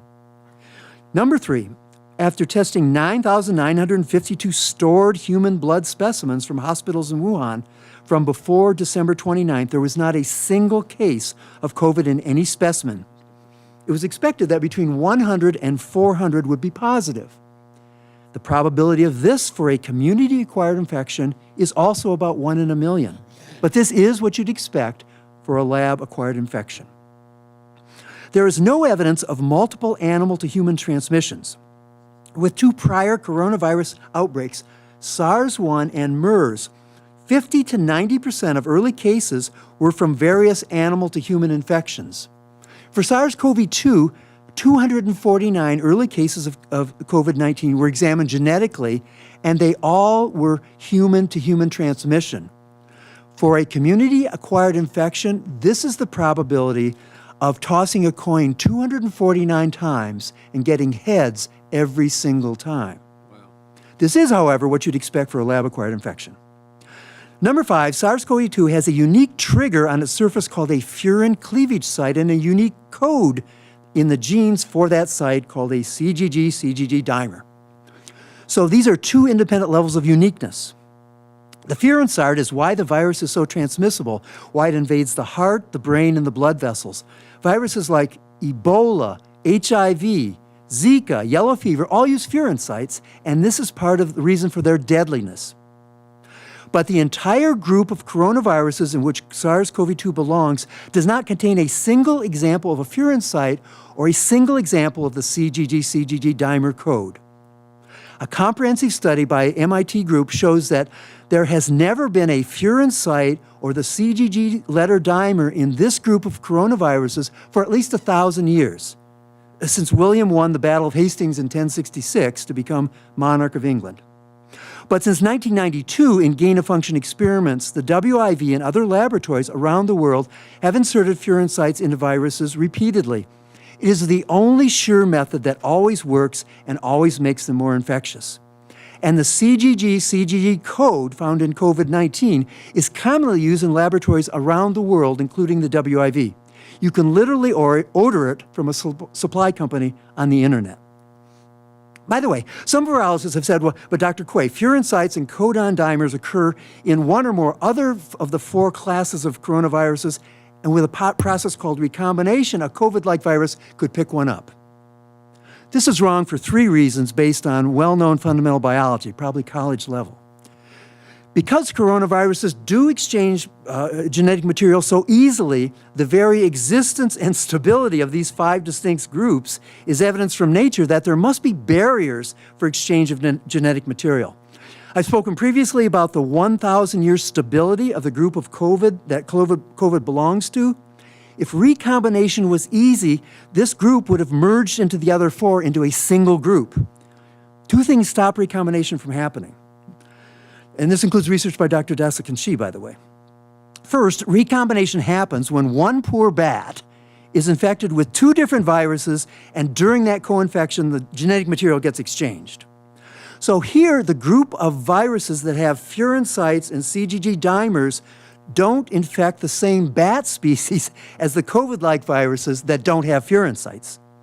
So the COVID viruses can only exchange genetic material within their group, the group that hasn't had a furin site or a CGG dimer for 1,000 years. Now, second, even if you force 2 different viruses into a cell in the laboratory, there are unique genetic sequences that are required for gene combination or recombination to occur. The hotspots where exchange can occur are different for each group and incompatible between the groups. In a clever use of this concept, Dr. Ralph Baric, a leading coronavirus scientist from North Carolina, once made a vaccine candidate that was resistant to recombination. He didn't want to recombine after he put it out in the world. He did this by using synthetic biology to change the hotspot gene sequences. Number 6, finally, SARS-CoV-2 was pre-adapted for human-to-human transmission from the very first patient. Specifically, the part of the virus that interacts with human cells was 99.5% optimized. When SARS-1 first jumped into humans, it had only 17% of the changes needed to cause an epidemic. As evidence of the relevance of this work, the UK strain, remember last fall, in the fall of 2020, that emerged and was more effective, was a change in one of those 17 few spots that hadn't been optimized at the beginning, N501Y. Some virologists may claim COVID virus was not pre-adapted and point to evidence it has been mutating a lot since it first emerged, making new variants like the Delta strain currently in the news. But the details tell a different story. COVID does randomly make, on average, about one genetic mistake every 2 weeks. So after a year of circulating the globe, it will naturally have, on average, 26 changes somewhere in its genetic code compared to when it started. But the vast majority of these mistakes are either neutral, having no effect on the deadliness of the virus, or actually detrimental, making the virus weaker. Less than 1% of the changes actually improve the virus. So how do I believe the COVID virus was taught to infect humans in a laboratory? A commonly used gain-of-function method to optimize the COVID virus would have been to serial passage in a laboratory on a humanized, genetically modified mouse that can develop a human-like pneumonia. You take 20 mice, you infect them, you wait a week, and then you recover the virus from the sickest mouse. Then you take another 20 and you do it again, and suddenly you're starting to kill the mice. And finally, after several weeks, through this directed evolution, you'll produce a mouse that can kill every humanized, a virus that can kill every humanized mouse. However, it's actually a challenge to create that humanized mice for the serial passage in the first place. Here, the WIV has acknowledged that for several years they've worked with humanized mice developed in Dr. Ralph Barrick's laboratory in North Carolina and funded at U.S. taxpayers' expense. In closing, let me say to the families of those who have died from COVID, families of those who have died from COVID, I'm dedicated to applying my scientific and medical expertise to understanding how this pandemic happened, and importantly, helping put safeguards in place at our research institutions to be sure this never happens again. Thank you. Riveting testimony, Dr. Quay. Appreciate the work you've done in sharing that. And now finally, to bring us to Dr. Richard Muller. Dr. Muller is a professor emeritus of physics at the University of California, Berkeley. He's worked across his field of study, leading the two efforts that have won Nobel Prizes and the National Science Foundation Alan T. Waterman Award for Outstanding Research. His scientific expertise has been vital to the work that we're doing. Dr. Muller, appreciate you coming. Thank you very much, Mr. Comer, Mr. Scalise. I appreciate you doing this. It's extremely important. Having just listened to Dr. Quay's comments, I think we need to recognize the power of science. And previous speakers have said that we may never know the origin. I think that is incorrect. I think when we bring the power of science to this, we can reach conclusions that are very powerful. Dr. Quay has covered most of the science that is most relevant. I would like to emphasize 5 points, each of which is capable of separating and distinguishing between a natural origin, a zoonotic origin, and the lab origin. So let me just draw your attention to these 5. The first one is the absence of a pre-pandemic infections. He mentioned that. And with not over 9,000 samples taken in Wuhan, no pre-pandemic infections, that's unprecedented. That didn't happen with MERS, didn't happen with SARS, doesn't happen with other viruses. Unprecedented. It's very difficult to explain. Papers are being written trying to explain it, but those papers aren't evidence. They're what you do when you're stuck and the evidence disagrees with you. The absence of a host animal. If you look at the famous Lancet article, one of the reasons they say you can dismiss these conspiracy theories of lab origin is because they explicitly say China has identified the host animal. They've identified the location, and they even praise China for its openness. This paper, The Lancet, does not read well when we look at it 16 months later. I recommend everybody reread it and see whether there's any value in that. Unprecedented genetic purity that Dr. Quaid talked about. Again, MERS, SARS, previous viruses don't have this, but it is exactly what you would expect if you've gone through gain of function. So each one of these things is compelling. By itself, if we had any one of the 5 things, these are 3 of them, we should conclude that the evidence strongly favors the lab origin. The spike mutation, the fact that there's no known way for that spike mutation to get there other than by gene insertion in a laboratory is a very powerful argument. And again, there are papers written that try to explain this away, but those papers aren't presenting evidence. The evidence in favor of the natural zoonotic origin, there isn't any. The only evidence that's cited is, well, it looks like another zoonotic case, or those cases are quite common, but there's no scientific evidence supporting those. And finally, the fact that this virus was optimized to attack humans. Again, something that has never happened in natural releases.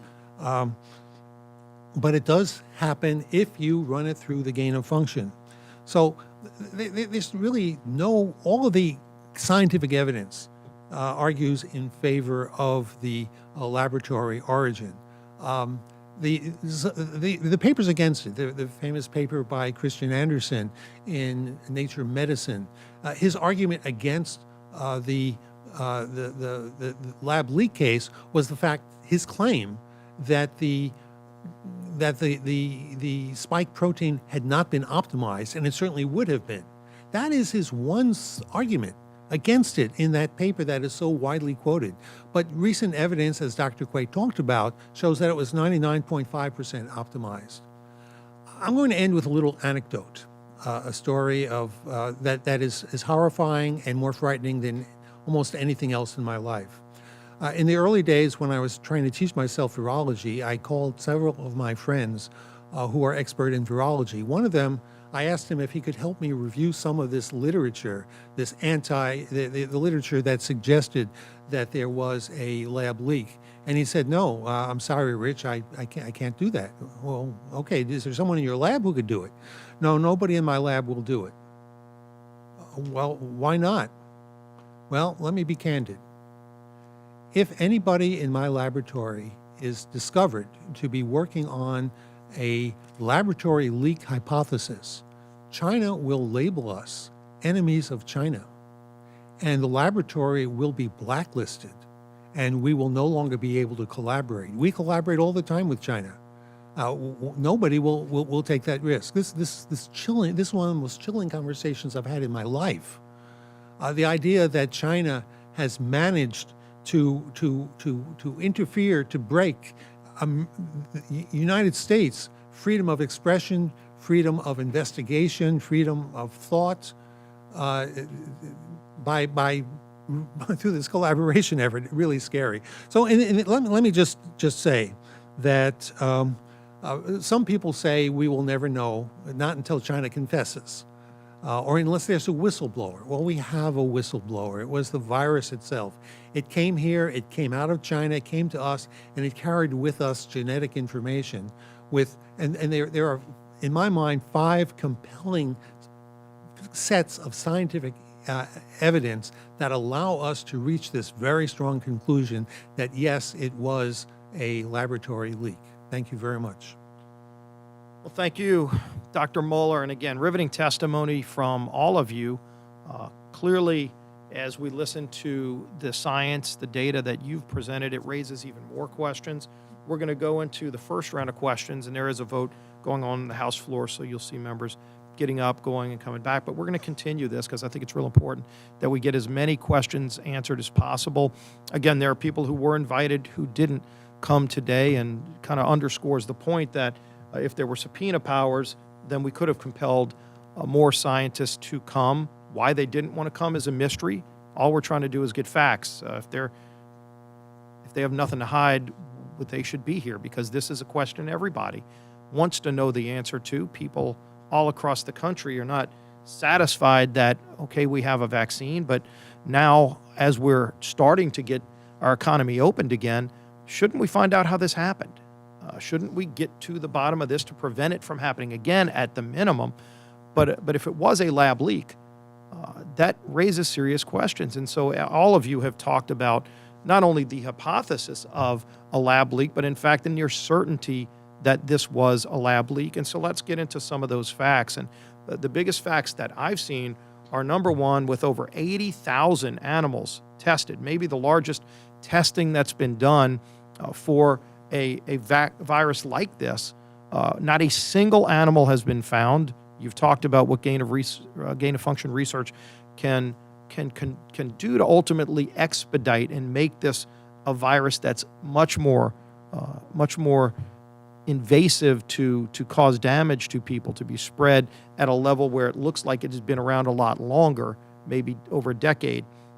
And so I guess if I could start with you, Dr. Girard, when you look at all of this evidence, do we know if there are any scientists in America who were in communication with any of the scientists at the Wuhan lab who may be able to shed a little more light of what happened and how could this kind of leak occur? So thank you for the question. I personally was not in communication with anyone there. I think it's very likely that Dr. Fauci was, because they were NIAID recipients directly or indirectly, but that's the reason why you need to ask him that question. I do not know that. I think it's probably likely that Bob Redfield, who had extensive ties and I know was on the phone 24/7 for weeks trying to get information from China and the WHO, might have had those, but I don't know that for certain, and I certainly didn't have communication with them. And how could a leak like this occur? We've seen with SARS, there have been other problems with labs and maybe the safety of this Wuhan lab. Well, I think it's been pointed out that lab leaks are not uncommon. The last, I believe, 6 deaths from SARS were all from lab leaks. There was a lab leak of smallpox. It's widely assessed that the 1978 pandemic of influenza was probably due to a lab leak. So lab leaks occur even under the best of circumstances because these viruses are adapted to be highly infectious, so that only a few viral particles could cause an infection. And particularly with this virus, with so much asymptomatic spread, a person could have spread it to dozens or hundreds or thousands of people before any symptom actually arose. And we do have troubling reports that were from the State Department and other agencies of potential work being done at a much lower level of biosafety than should have been done at this level. So lab leaks are not uncommon at all. These are incredibly dangerous microbes that are highly infectious and evolved to be that way. So the fact that there would be a lab leak, particularly where there has been issues of biosafety, does not surprise me and would not surprise any honest scientist in this country. Dr. Asher, you had given a few specific recommendations. One of those was stop funding the CCP research into biological weapons, biologics in general, because of this, unfortunately, this obfuscation. I mean, we've seen the Communist Chinese Party covering up information, maybe destroying evidence, corrupting the World Health Organization. How long has this been a concern? And clearly this is something we need to address sooner rather than later, but if you can talk more about briefly, I've been worried about this. I was a senior advisor for East Asian Pacific Affairs under the Bush administration at State, and then went on to run our programs against North Korea and the AQCON network, really financially and some of our other things. And, but on China, it's been as an Asia hand since 34 years of my life. I've been shocked at the sort of lack of cognizance in our scientific community, and I am deeply involved with our scientific community as a venture capitalist separate from the Hudson Institute, mostly in biotech.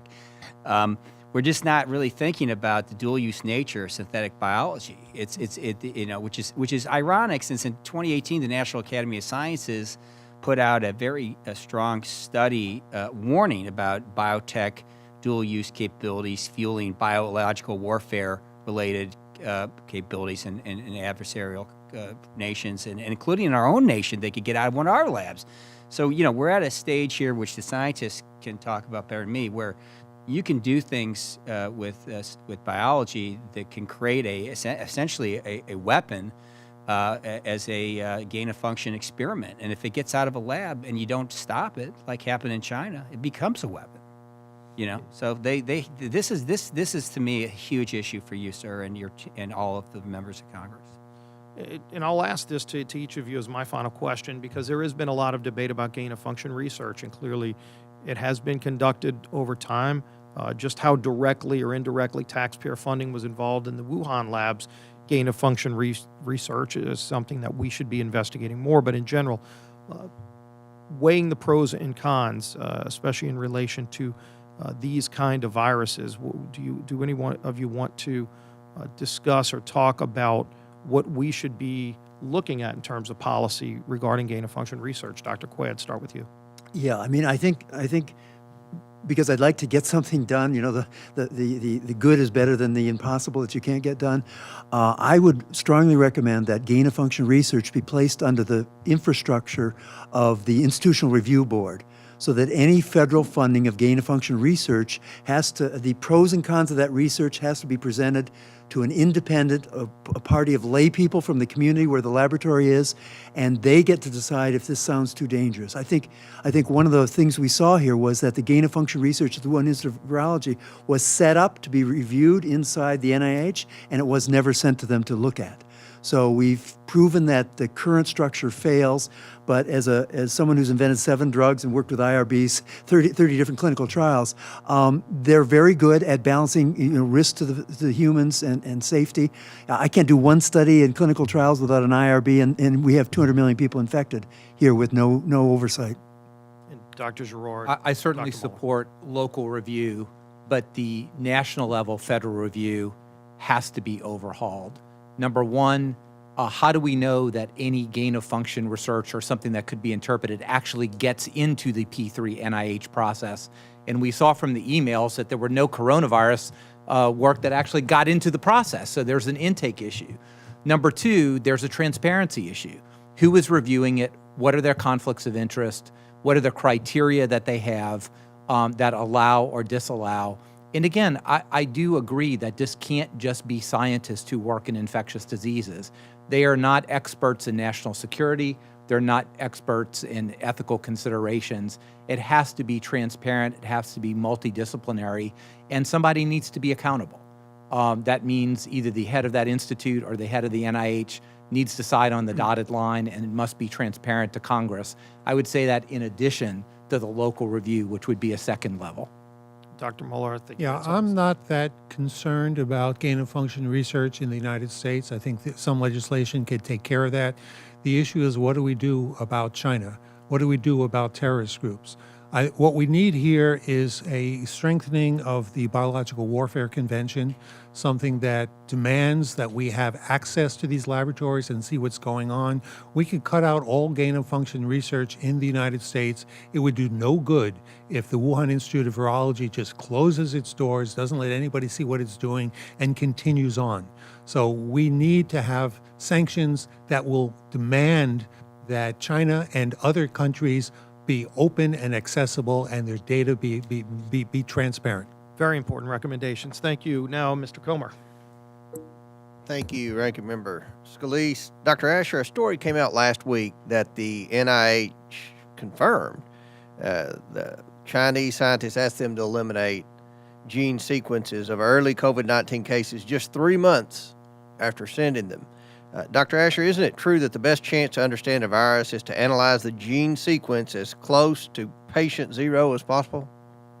Well, rather than I answer that, I'd like to defer, if it's okay, Representative Comer, to Dr. Quay as a scientist, that I could answer some other aspect. Yeah, the elimination of that particular database was irresponsible, or, yeah. And they gave no basis for doing so. It's very disappointing. What we found from that database was that actually the PLA patient that I identified is not the genetically earliest, but they were about 6 weeks earlier and before the Hunan market. But there could be so much additional information if additional files were found. So initially, it was claimed without any evidence that there was no possible way the virus came from the lab. We've been through that many times thus far. In fact, anyone who asserted this so-called lab leak theory was labeled a conspiracy theorist, or even by Nancy Pelosi, a racist. So, Dr. Quay, both your testimony and Dr. Muller's testimony outlined several key pieces of evidence which favor the idea this virus came from a lab rather than zoonotic origins. Dr. Quay, can you give us more information about the behavior and sequencing of prior coronavirus epidemics like SARS and MERS? Well, I can, and just a personal comment on the racist. My wife is Chinese, so, and my children then are half Chinese. So with respect to the SARS-1 and MERS and SARS-CoV-2, I think one of the things you need to, you always want to be able to quantify gain of function. I think the best way to quantify it is SARS-1 is natural and about 5,000 people were infected.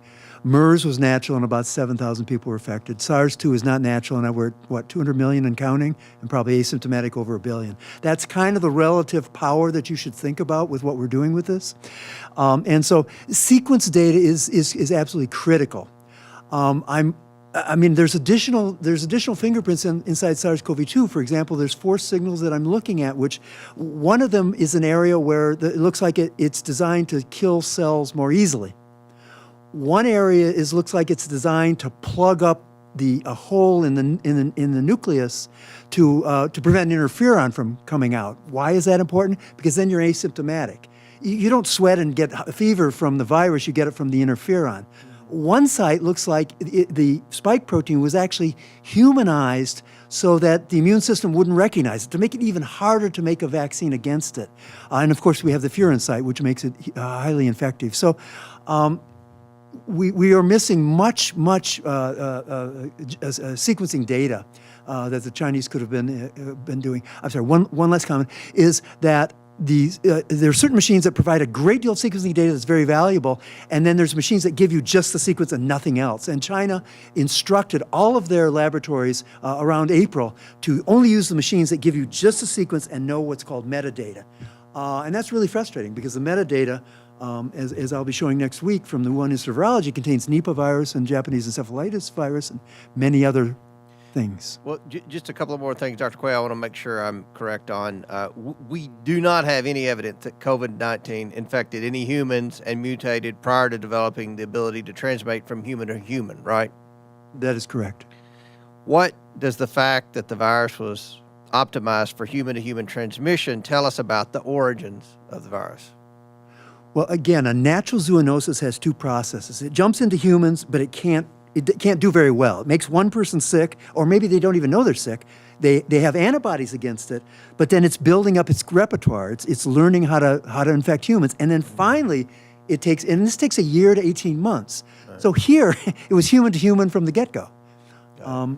It just very good. Yeah, and that simply indicates gain of function. That's what it implies. Yeah. The fact that it was human from the get-go implies gain of function. There's no way that we know that could happen in nature. Which would mean it could only be in the lab, not from That's animal right. to human. Well, yes, Dr. Anderson predicted that there would be a lot of pre-epidemic blood samples because it was so adapted to humans. So when you got 0 out of 10,000. And just to summarize, with respect to the animals, which is where China initially said the virus came from, Dr. Muller, how many animals were examined? There were 80,000. 80,000 animals were examined. But there was a set of animals that was never examined, was the humanized mice in the Wuhan Institute of Virology. Ah, very good. Very good point. Of those 80,000, how many were found to be carrying the disease? 0. Zero. This is unprecedented because for SARS, in which a much weaker, smaller effort was made, they found the animal within 3 months. For MERS, in which it was very well hidden in camels, and also a very low effort made, they found it in 9 months. This was a tremendous effort to examine 80,000 animals, from farm animals to wild animals to everything you can imagine, except, as I point out, the animals in the lab, and having zero. If I can't imagine that the signers of the Lancet article would have written the same letter if they had known this. That's amazing. Thank you. I yield back. Thank you. Now let's go to Mr. Jordan. Thank you, Mr. Chairman. Dr. Giroir, I want to dissect this one email that came from Dr. Auchincloss back to Dr. Fauci. Dr. Auchincloss, again, just to refresh, is Dr. Fauci's top deputy. So this is the email on Saturday, February 1st at 11:47 in the morning. It's in response to the one that Dr. Fauci sent in the middle of the night saying, hey, we got important things. I got to talk to you. Keep your phone on. You're going to have tasks to do, et cetera. So he gets back to him. The email says, the paper you sent me says the experiments were performed. Again, the paper is about gain-of-function research at the Wuhan lab. Before the gain-of-function pause, but have since been reviewed and approved by NIH. Not sure what that means, since Emily is sure that no coronavirus work has gone through the P3 framework.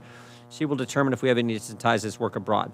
Dr. Giroir, are you part of when you were in the government, were you part of the P3 framework? I was not. How does the P3 framework, my understanding it's an oversight board that is there to decide if you are in fact going to fund any gain-of-function research. Is that right?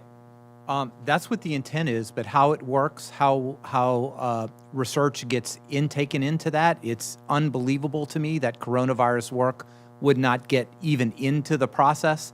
If you look at the abstract from the latest grant that was done to EcoHealth, it talks about using protein sequence data, infectious clone technology, in vitro and in vivo infection experiments.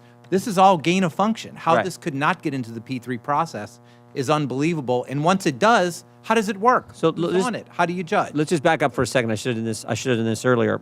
There was a pause in any gain-of-function research. My understanding was the pause was in 2014. And so for a few years, we didn't fund any of it, right? I don't know why I think there's a fundamental question if we should be funding it at all. But we were funding it, paused 2014, was restarted a few years later, but under the premise that if we're going to restart it, we're going to set up this P3 framework, this oversight body, this oversight function that people will have to look at this closely, or a second look or whatever, some oversight look before it gets funded. Who determines, now in the P3 framework, during this time, so when it was restarted, who determines what goes in front of the P3 framework or the P3 board? Who makes that determination? I am sorry, I don't know that, and I don't think anybody knows that about out of the hundreds or thousands of grants, who picks which ones go and not. And if there were truly no coronavirus work that got there, you have an intake problem. That means dozens, hundreds of. Well, someone's got to be responsible. Who heads NIH? Well, ultimately the buck stops with Dr. Collins, who's the NIH director, and Dr. Fauci. He makes decisions on this. Dr. Fauci on NIAID. They are the directors. Ultimately, they are the responsible individuals. So in the end, the people responsible for this, who are supposed to decide if a grant proposal is going to go in front of the P3 framework board process or not, is ultimately Dr. Collins and Dr. Fauci. Is that right? They run the institutes, they run the NIH, the buck stops there. Yeah. That's correct. Okay. I think, Dr. Quay, you were getting ready to say something? Well, yes, the moratorium started in 2014. It was taken away in May 2017. And as far as I know, there's never been a grant that's gone before this structure, the P3, despite the fact that it was set up. So it was set up to look for gain-of-function research, and my understanding is that there's been no grant that's been sent. Well, my understanding is the guy who heads the chair of this board, this P3 framework board, is Dr. Hassel, and he's even said in a public forum, he volunteered this information that he's the chair, and he said it's been very limited, the work that they've done. Very few proposals come in front of them. But I think maybe the big takeaway for us today is the people responsible for making these decisions, Dr. Collins, Dr. Fauci, we invited them, they wouldn't come. And then the guy who chairs the board, Dr. Hassel, we invited him, and he wouldn't come. I think there's something there. Do you think? Well, let me do this question first. Dr. Muller, you raised something. Well, let me go back. Dr. Giroir, why don't you think they're here? Why wouldn't they come? Dr. Fauci and Dr. Collins and Mr. Hassel. I don't know. I know Tony and I know Francis pretty well. I can't imagine a reason, because this is a worldwide pandemic in which millions of people have died. It may have been a result of a lab leak. There will be other, and we think highly likely it is, there will be other pandemics in the future. And if there's something we need, not just Congress, and I know you need it, but the American people and the world needs it, is truth and transparency and openness and trust. And when public officials who are supposed to have our trust don't show up to members of Congress, I think that's a problem. He showed up everywhere for a year and a half. I mean, you couldn't go a day. You couldn't go a day and not see Dr. Fauci somewhere. He was everywhere. I mean, he's like man of the millennial or whatever time declared him. I mean, he was everywhere. And now when we have emails that he's sending out at 12 and 2 in the morning, and we have this gain of function that didn't go through the process it's supposed to go through, and we have all this evidence, suddenly you can't find him. Well, all those redacted emails, they're redacted to you and to me, but they're not redacted to the people who are on it. So he could read it unredacted and refresh his memory and inform Congress. And look, He sure could. when I was in the Trump administration, I got pinged by many antagonistic members on the House or the Senate side. 100% of time, I answered questions. I came to everything because I felt it was my duty as a public servant. We appreciate that. To try to be open to everyone, and you know that. Yeah, this is I've not the testified first time many you've times. So testified. I You've would testified many encourage times. We appreciate my that. former colleagues to be open and transparent and provide that type of honesty, transparency, and trust to the American people. I want to go one. If the chairman will indulge, I want to do one more to Mr. Giroir. Then I do want to come to you, Dr. Mueller. Dr. Giroir, Admiral, in your testimony, your written testimony in Perspective 4, you said this: investigation of the origins of COVID-19 and the regulation of gain-of-function research cannot be left to scientists alone, many of whom have serious conflicts of interest. I think that is obvious. I mean, that's in the 4 emails I showed that took place in a 13-hour time span. I think that is clear just from those 4 emails, the conflicts of interest. But I wanted to give you a little chance to expound on that and expand on that, if you could. So I just thought it needed to be said. I have the highest respect for scientists and physicians and for people who have developed so many things that are saving lives and curing disease. But scientists are like everybody else. They're people. They have conflicts of interest, and we should be very open about that. That we sort of have a little quote that we can't hide behind our white coats of self-righteousness, that we have hundreds of thousands of dollars in salaries and millions of dollars at stake. And this needs to be, in reputations, I think is very, very important among an generally anti-Republican scientific community. So these need to be explicitly talked about. If I could just do one follow-up to that. Does it concern you that conference call I referenced in my opening statement, that conference call between, there was only one person from our government on there and all these others were scientists who were getting our American taxpayers' money? Does that concern you, that call, the way that took place?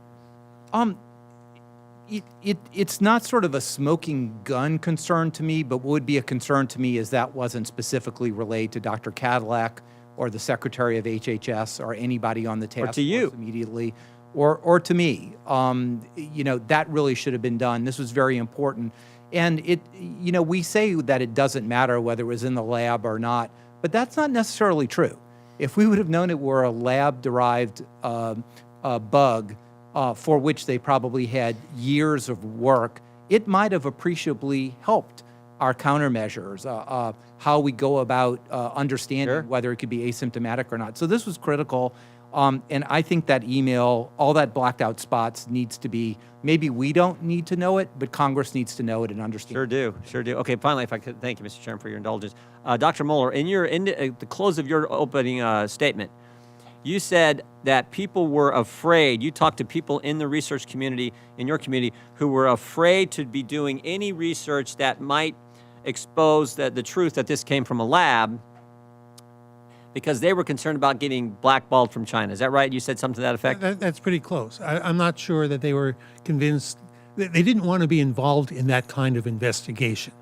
Whether how that investigation would turn out, they weren't sure. But yes, there were other reasons too.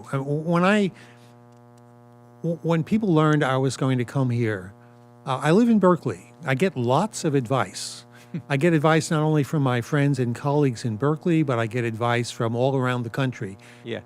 Not one person of all my friends and advisors thought I should come to this committee.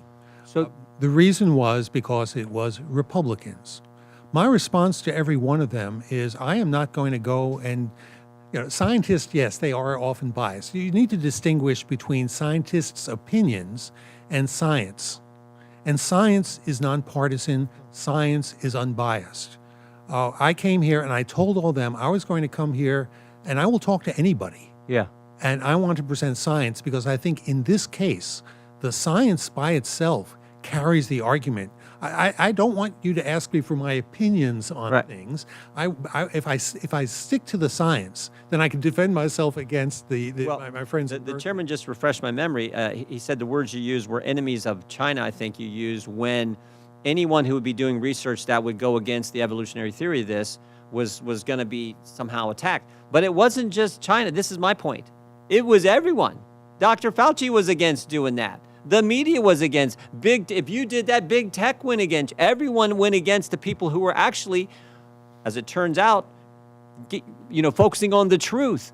That is a scary thing for our country, and it goes right to your point. That's about opinions and politics, not about science. And that is what has happened, what did happen for the last year and a half. And my point that I made in my opening statement was, and Dr. Fauci, I believe, based on what I showed you all, I believe knew that from the get-go and was misleading the American people. And again, maybe I'm wrong, but he could have came here and answered my questions. Another quick anecdote.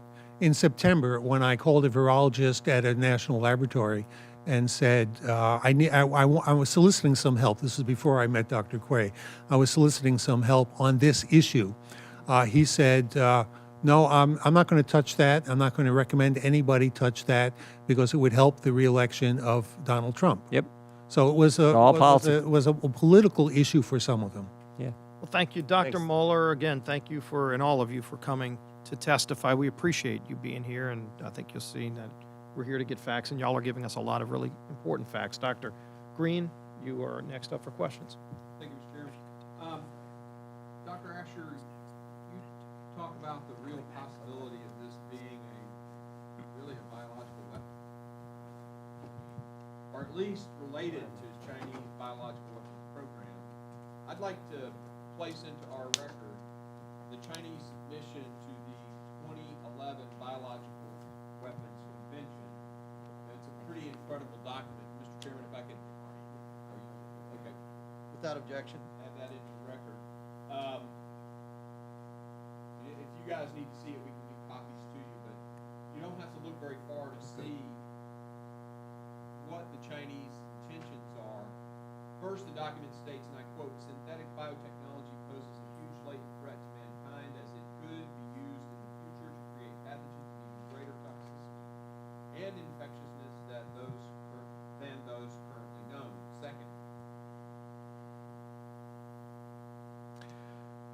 Second, the document states the sequencing of pathogen DNA can also be used to synthesize new pathogens, causing traditional means of dealing with infectious disease to fail and rendering the prevention and control of such disease even harder. Third, the document states, quote, study of systems biology in the body can also create the potential for biological weapons based on genetic differences between races, end quote. That's from the Chinese document. Fourth, the document states drugs can be administered through aerosolized inhalation, which can benefit in recuing recipient noncompliance, effectively spreading pathogens and disease-causing genes, end quote. Fifth, the document states, quote, foreign genes or viruses can be introduced into the target population asymptomatically, enabling a biological weapon attack to be mounted covertly. Almost every troubling aspect of COVID-19 is discussed in this very document. Dr. Asher, do you believe that China has a biological weapons program? And if so, what is the percentage of the chance that this virus was designed as a biological weapon? Well, China does have a biological weapons program. It does involve synthetic biology and gain-of-function technologies, which is why it was particularly distressing to learn that we were providing material aid through financial assistance, scientific knowledge transfer, as well as just complicity to the Chinese communist effort that was centered around the People's Liberation of Army. And this is not really a secret. The Chinese have been talking about this for years. Let me also just mention real quick in passing. The people who built the BSL-4 lab, the most dangerous lab in Asia, one of the most dangerous labs in the world for enabling this research, were the French.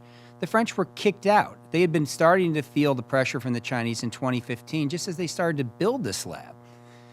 The French government in 2017 was fully evicted, humiliated actually. Their prime minister had gone there for a ribbon-cutting ceremony. I don't think Xi Jinping was there, but his vice premier was.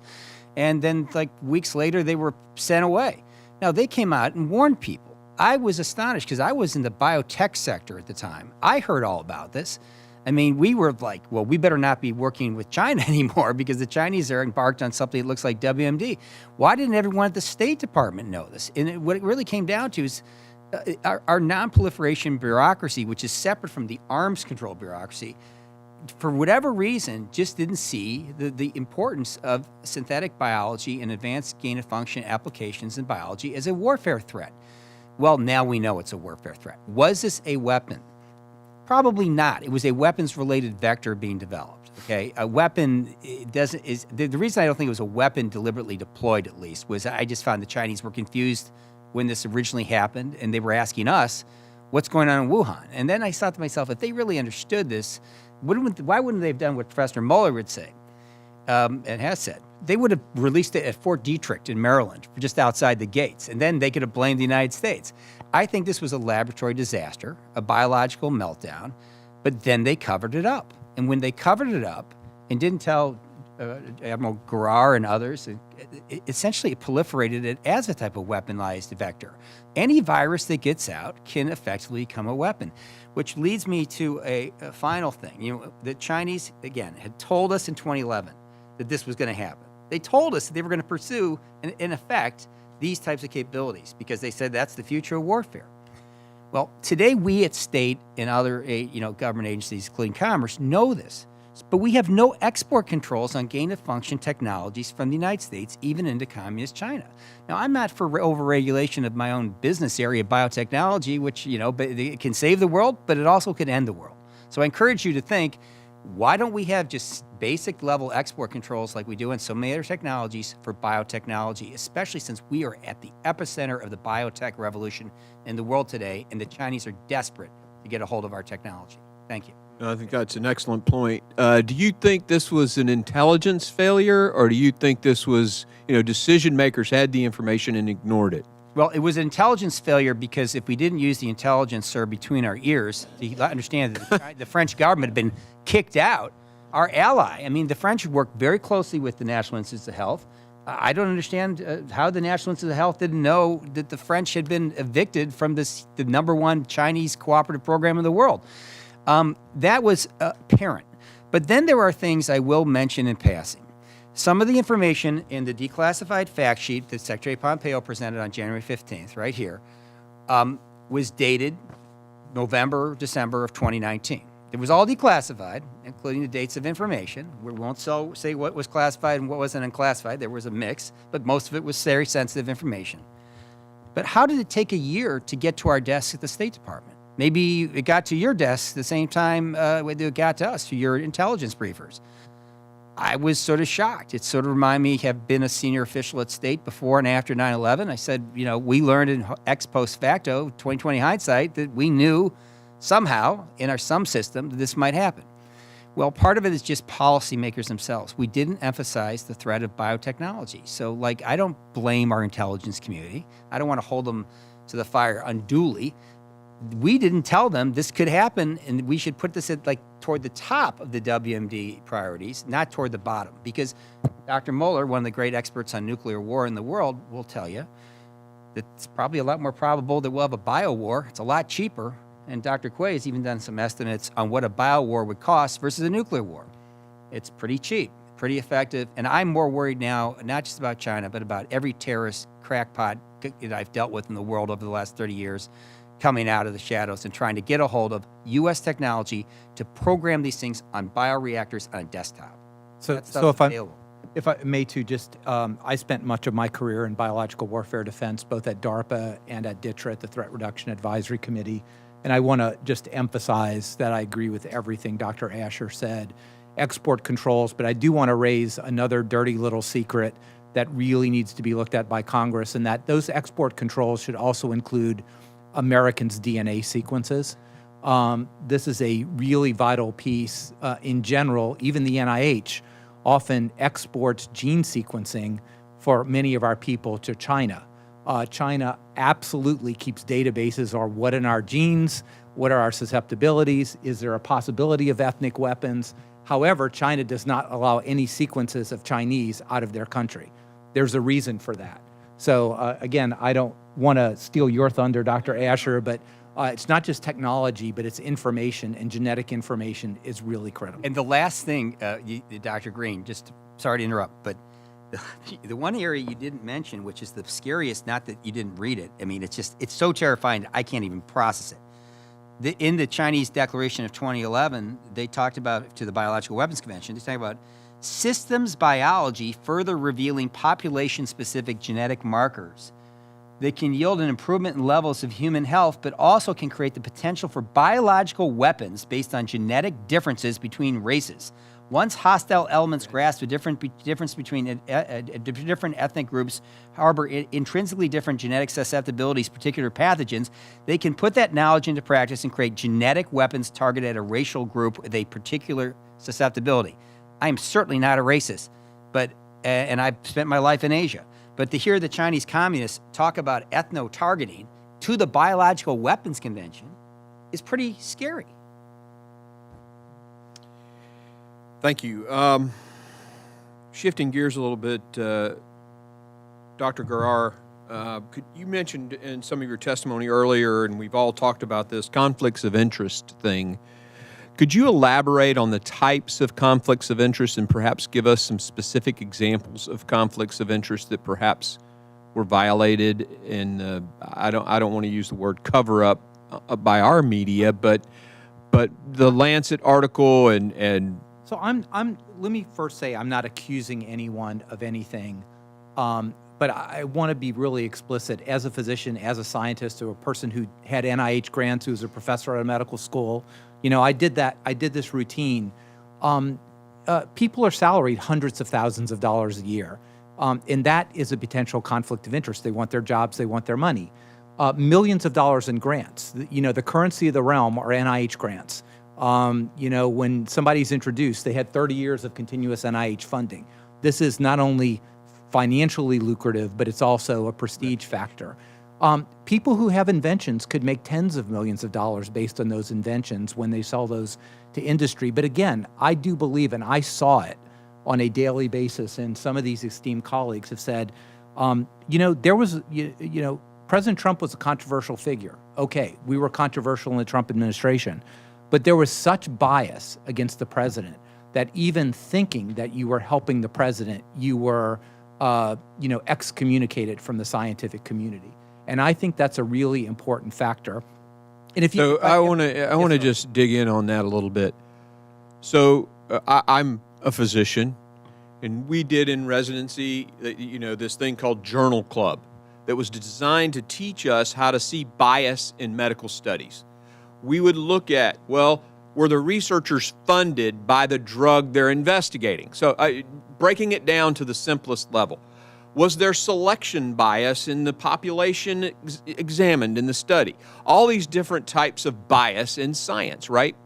What I just heard from you is that there is a new bias in our scientific community, and it is Trump. And if you are going to research anything that could prove the president's statements true, then that absolutely is rejected out of hand, and therefore a form of bias. Is that what I'm hearing? You are hearing that, and I'm going to tell you, and I am not going to go into specifics, but physicians who were on the task force or who were around the task force were under tremendous pressure from their scientific colleagues to not even show up with the president on stage, advising the Oval Office. Tremendous pressure, and they felt it. This was real. And again, I'm not going to read into her, but I'll just say Dr. Burke said she knew her career was over the moment she came to the task force because she would be prejudicially sought excommunicated from the scientific community Excommunicated because from she the- may have supported some thesis that but scientifically was true, and we all know to be true, but Trump supported. What's not even the thesis, it's just being on the same place with the president. I think Oh, it would you ruin- can't even be in the same room, huh? right, and Huh. that's true. And people died because of the false information that has been put out, right? I mean, we know for a fact. I mean, Columbia University, not a bastion of conservatism. Columbia University said 60% of the people who died could have been saved had China just said human-to-human transmission 3 weeks sooner. And this group of people, the media and the Dorseys and the Zuckerbergs of the world who refused, called it a conspiracy theory. Oh, it's a conspiracy theories. People died. That blood is on the hands of the social media giants and the media and the people who refused and just completely supported whatever China and the World Health Organization said. And you have scientists, competent scientists, saying differently and being ostracized. Yeah, shame on you. Mr. Chairman, I'm probably way over my time. I yield. Thank you. Very good question. Representative Maliataka. Thank you. As a member of the Foreign Affairs Committee as well, I was just really curious about talking about the responsibility of all global leaders to determine the origins and work together in cooperation to prevent a future pandemic. I would love to ask David Asher some of his thoughts on, working at the for the Secretary of State. What were some of the things that you had been working on with our partners on the global level, and where can we build upon that to ensure that, well, number one, there's accountability, but I do feel that there's been a little bit of hesitancy from our global partners and in holding China accountable and really demanding answers to the origins. So I'd love to hear from your perspective of the work that you did in that regard. Congressman Maliatakis, thanks very much for that important question. The lack of cooperation among even our Five Eye partners in the intelligence world was a bit surprising. But, the information can be had. I mean, talk to the French. They know a tremendous amount. They trained the people in Wuhan, actually. So even though they got kicked out, they're still in touch. They have one of the best intelligence services on the face of the earth, the DGSE. The DGSE has come out publicly, and which is unusual for them. They're very secretive, makes the CIA spokesperson look loquacious. But they've come out and said that they were very concerned starting 2015 that this was going to have a WMD relationship, and that France was indirectly and inherently, not intentionally at all, but because of the scientific cooperation that was sincere. I have no doubt that the Pasteur Institute in France sincerely wanted to help combat reemergence of SARS.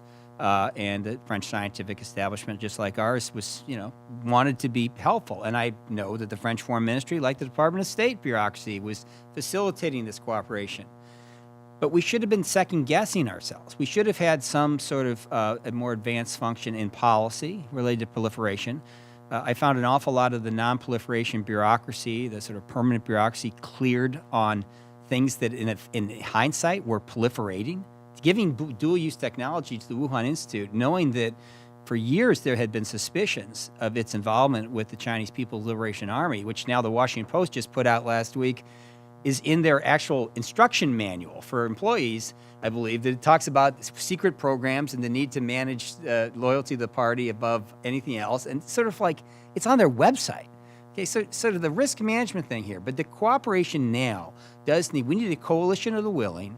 among our allies. I happen to have my one experience on the Democrats. So I came back as a nonpartisan person, as a professional, to help put together the coalition against the Islamic State, which, at first was highly politically charged. No one wanted to do it. We weren't going to go out and blast them. I said we have to attack their economic underbelly. General Allen, General McFarland, and I helped put the plan together. And guess what? We took them out.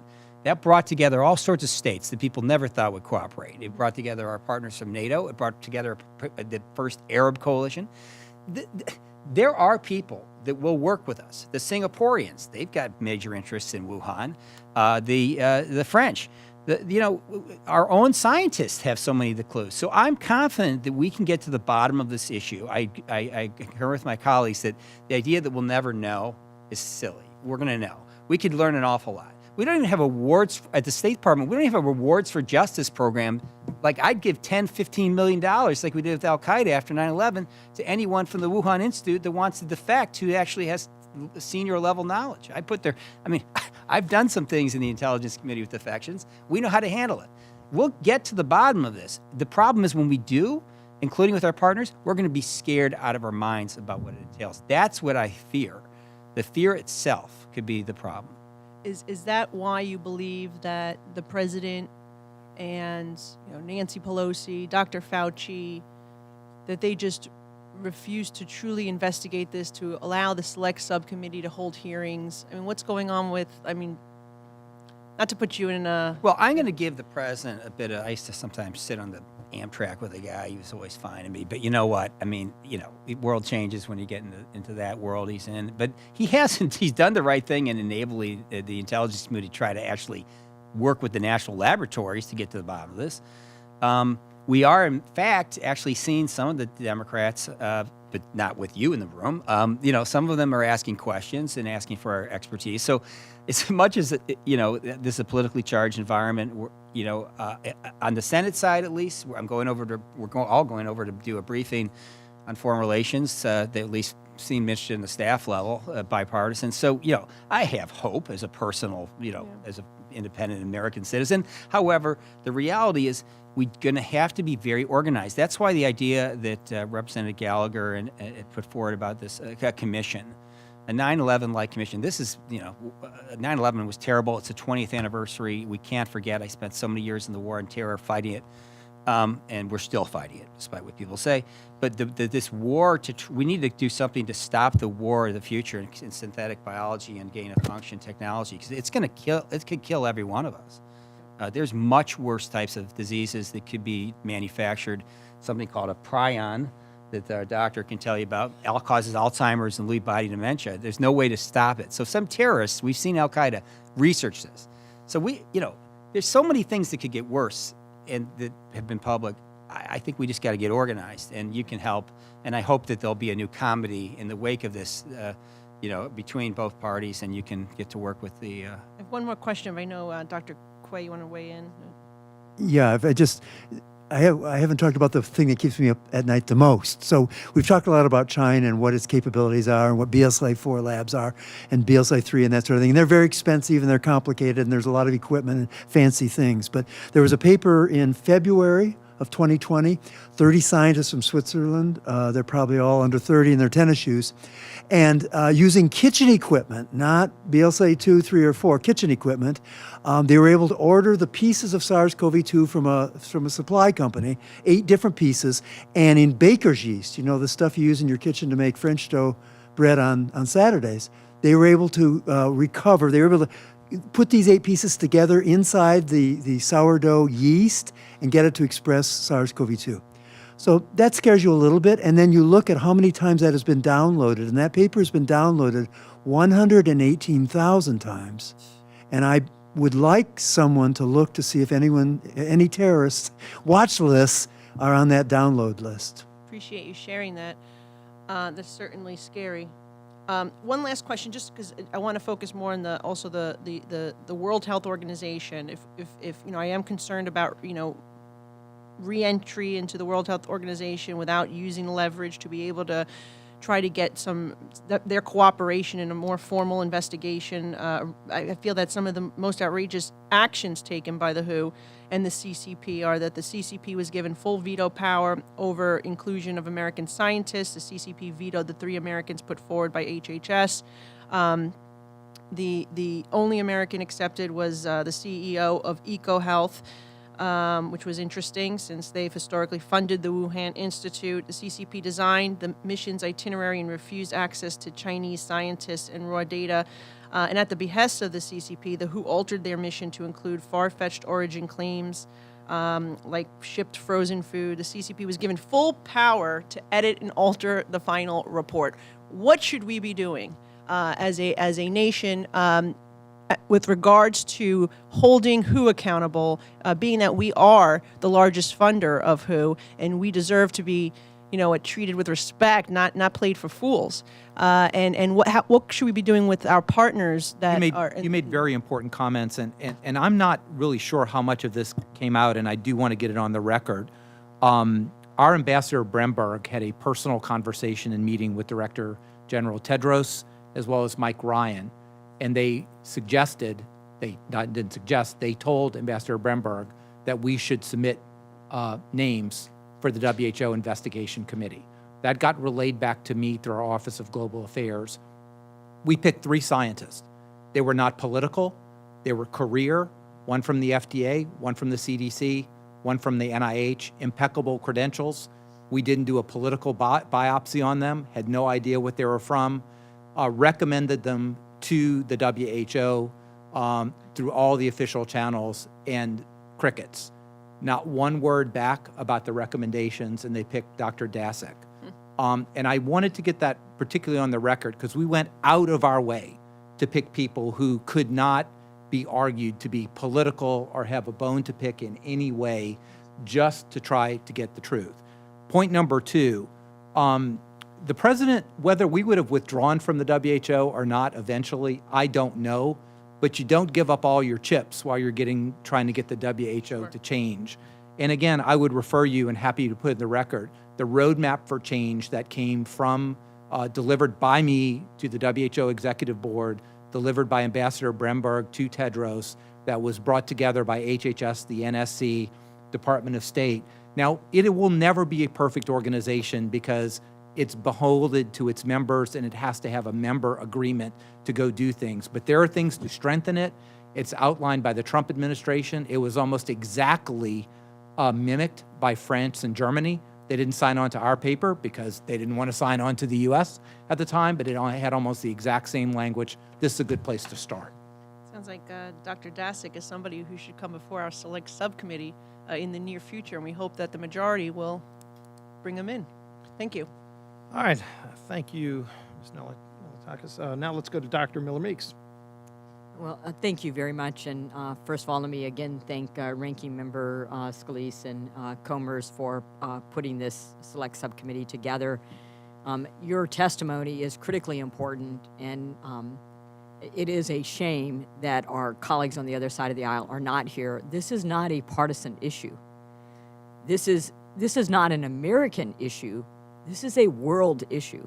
It is of critical importance, and your courage to be able to testify today and bring forward the information you're bringing forward, I am extremely grateful for that. And as both a physician and a director of public health, I can tell you, Dr. Grar, that the things that you're talking about as conflicts of interest, even as educated as we are, we're still susceptible to peer pressure.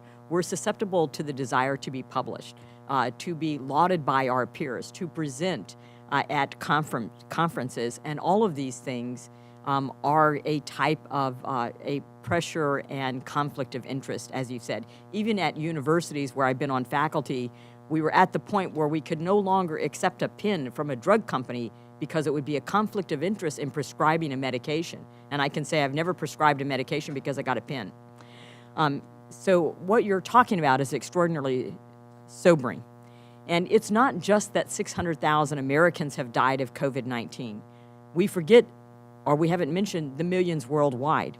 I asked Dr. Walensky of the CDC in April when she testified before our committee, how many excess deaths were there in 2020 500,000 excess deaths. Those are from cardiovascular events, Dr. Quay, cancer that was not detected, people who did not go into the emergency room, cancer that was not treated, diabetes that wasn't treated, drug overdoses, and suicide.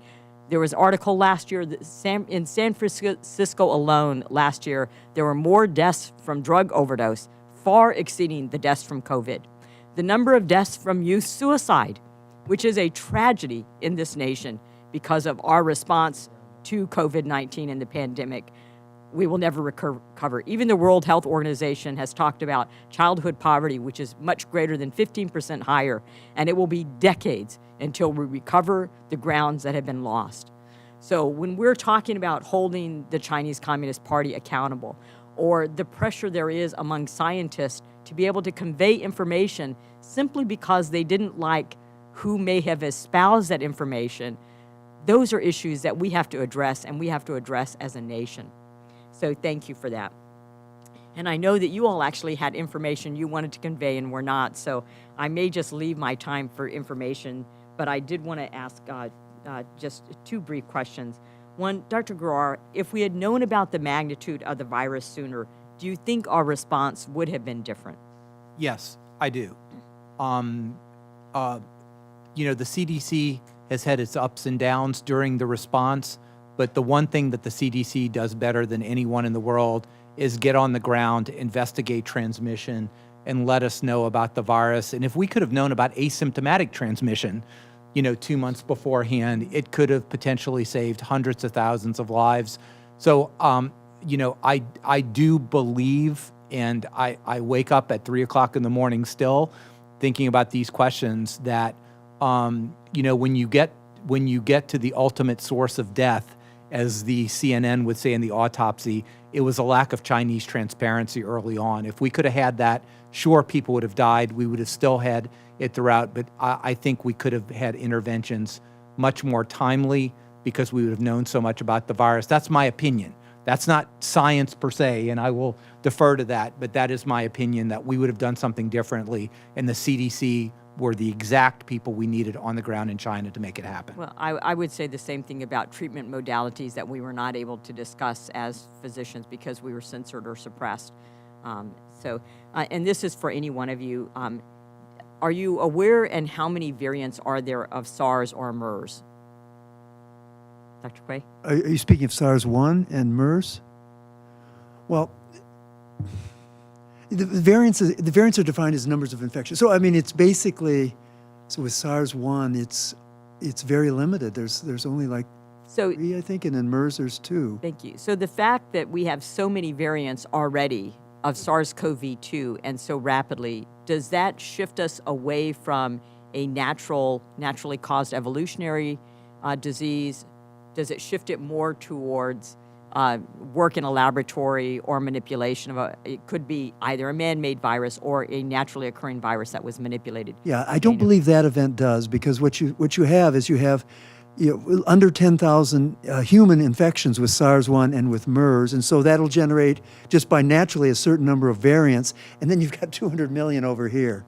I want to just comment on something that he said that I think really needs to be amplified, though, is it was important to know a human-to-human spread early, and that would have been especially useful. But I have to tell you that the concept of asymptomatic spread, which was very unknown and which I believe may be part of ORF7 modifications that occurred in the virus to make it more asymptomatic, is the real, to me, is that is the cornerstone of having saved so many lives, if we'd known about that. Could there have been genetic manipulation to make it more transmissible or the Wuhan Institute deadly of Virology has in published age paper between 2015 and 2018. I don't remember the exact year, but they published papers on playing around with ORF7, changing it to see how the interferon response was. And I think they had like 3 or 4 different high interferon, low interferon, no interferon, and this was done in another backbone. But they did that work. They did suppression of the antigens on the spike protein. They did ORF8 to show who they could kill and who they couldn't in other viruses. And so all these pieces are in SARS-CoV-2 as well. And given the information that you all have revealed today about basic levels, exporting our biotechnology. Are you concerned about the president being willing to give up the intellectual property protections for the vaccines? Okay, conflict of interest. 87 patents and 7 drugs I've invented. So I like patents. But then on just if I can beyond that, yeah, I think so. I mean, I think because we're willing to throw around so much money here, there's probably another way to do it without breaking something that was in the Constitution we started with and has worked pretty well. I actually teach a course where patents are the foundation of America's success because one family like mine in the 1800s got to make fruit crates for 2 generations, and then they gave it away. And so everything you see around here was patented at one point in time, and it's an incredible engine of commerce. Dr. Mueller, did you want to add something to that?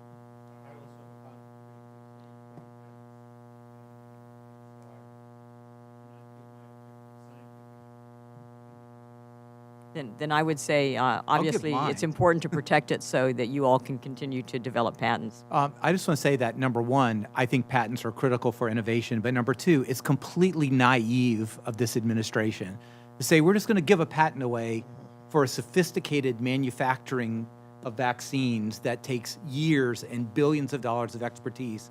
We're going to give it away so somebody else can manufacture it. It's just naive. It does not make biological sense. It's a fantasy world.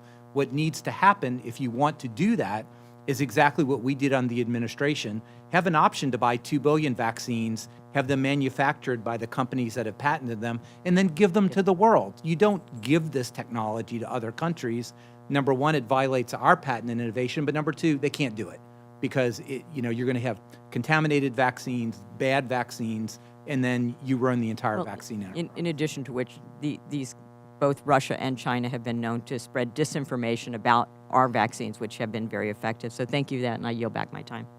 Thank you for yielding back. And the other point on vaccines is if it were to be given away, these countries don't have the infrastructure today to start manufacturing it. So you've given away what's been years of research and billions of dollars of private investment. You will stifle future investment because if the next company that maybe is on the verge of curing Alzheimer's or curing a new cancer, if they see that if it's successful, their billions of dollars can evaporate because the president can just give it away to countries like China. It would have a stifling effect on that innovation, which still can't even be used today because, as you said, Dr. Gerard, you can contract today with those companies and they have the infrastructure to make those vials.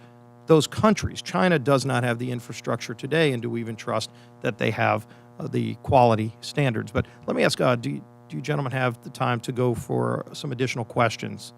All right, now that we've had our first round of questions, again, thank you all for coming.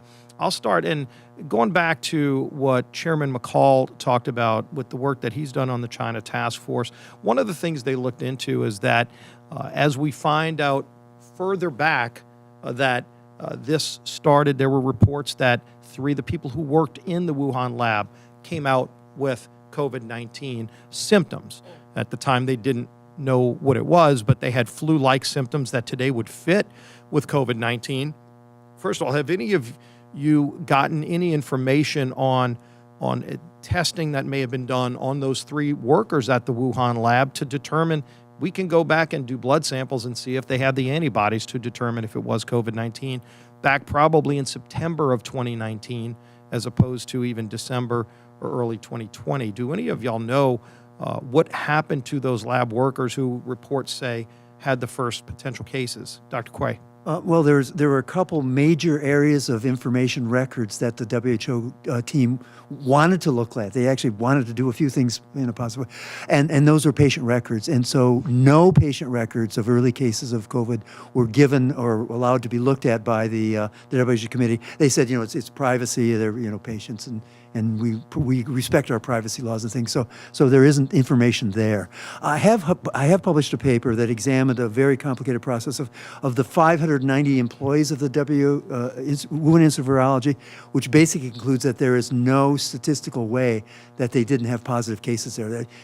China says they didn't, the WHO says they didn't, and with a 4% prevalence in Wuhan in general, they should have had them in the Wuhan Institute just by getting it, from the 7-Eleven down the street.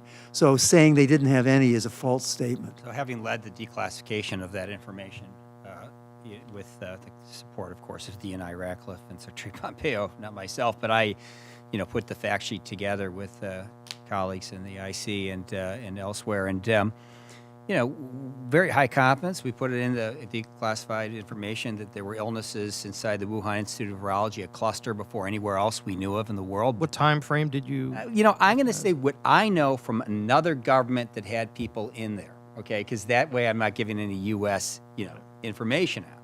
This is not information was received by the State Department. I heard it after I left the State Department. But I'm pretty convinced they know what was going on because they were working with the Wuhan Institute. It was mid-November, early to mid-November. There were workers falling sick, either with influenza or something that more or less resembled COVID. What the exact biology of this was, well, we don't know. We may never know.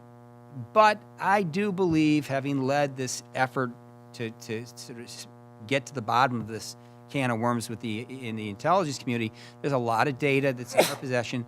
There's a lot of data, and Admiral Guerraro can talk about it, at NIH and its databases. That's what these scientists out at the Hutch Institute out at the University of Washington recently discovered. That even even in March of last year, there were Chinese calling up or sending emails to NIH saying, "Please take down the blast sequences we've run on your data system for genetic analysis because we just want them taken down." Well, of course, those were probative elements in showing that the Chinese were sicker earlier than they ever admitted. And, may have even had evidence in some of those sequences that this was spreading in a way that would have... It'd be important to get that information. Of course. Let me ask all of you, Get it. yes or no question, Senate Bill 1348, which I referenced earlier, this is the bill that requires the Director of National Intelligence to declassify information relating to the origin of COVID. Again, this bill passed the United States Senate unanimously, still has not come up in the House. Do you think it'd be helpful for the world to know if we were able to declassify that information? Would you support getting this information declassified? I know a lot of the information that is classified, and I'd say your ears will bleed. When you think of it, your so eyes you would will support cry. declassifying this information? It's pretty amazing things, but there is also a lot of information that was never classified. The top sequence companies... And I know I want to run Yeah, through I'm and get the gonna rest. go. Sorry. Dr. Muller, would it be helpful to get that information declassified?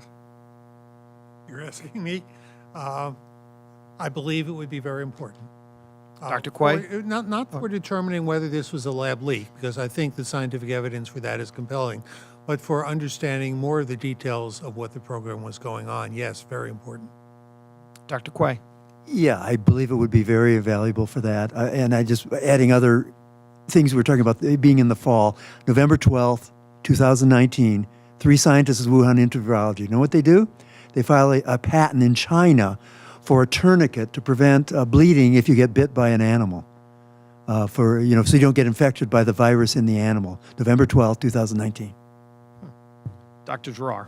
I think as much as possible. I certainly wouldn't want to jeopardize our sources and methods in China because we're going to need those. But as much as possible that we can, that would shed light without jeopardizing our sources and methods, absolutely 100%. Thank you, and that's what this legislation would do. Hopefully it gets brought up. I'll go back then to the other comment that Chairman McCall made, and we had heard about these military games back in October of 2019, the Military World Games. About 10,000 athletes from over 100 different countries participated. This was in October 18th to 27th of 2019 in, yes, of all places, Wuhan, China. Many of those athletes reported flu-like symptoms. At the time, COVID-19 was not known for testing purposes to determine if that was it. Looks like that may have been the case. Have we been able to get information about was that maybe the first super spreader event? And the other thing was, getting back to that earlier question, if we would have known in those early months that this was a lab-made, genetically engineered virus, not a bat to animal to human virus, if we would have known that at the beginning when China knew it, could that have saved lives here in America and throughout the world? Second question first, whether it was laboratory-derived or natural, if we would have had open access the moment it started spreading, we could have saved lives. Secondly, if we knew it was lab derived, that would be an extra bonus for us to save more lives. And to expedite a vaccine as And well. to expedite a vaccine, all of the above. The third part about the games, I have no information about it, but I tell you, every CDC detective and everybody at the NIH sort of be looking at that could really reveal information about the origins. I don't think we have anything in those athletes. Maybe the State Department does, but I don't. Yeah, Dr. Quay. Well, since they were Olympic-style games, they should have blood samples for drug testing. And so I asked David last fall if we should try to see because the sample should be in the refrigerator. Do we know who would have that? I mean, it was put on in military, China. Perhaps. I'm not Wuhan, sure of that, but one thing I would like to add: if I had a test tube of this virus in 72 hours in a laboratory, I could tell you how much more virulent it is in SARS-1 or MERS. So that would have been very helpful in the fall. Dr. Mueller, No further comment. Dr. Asher, any other points on that? We were told by the Army that they had,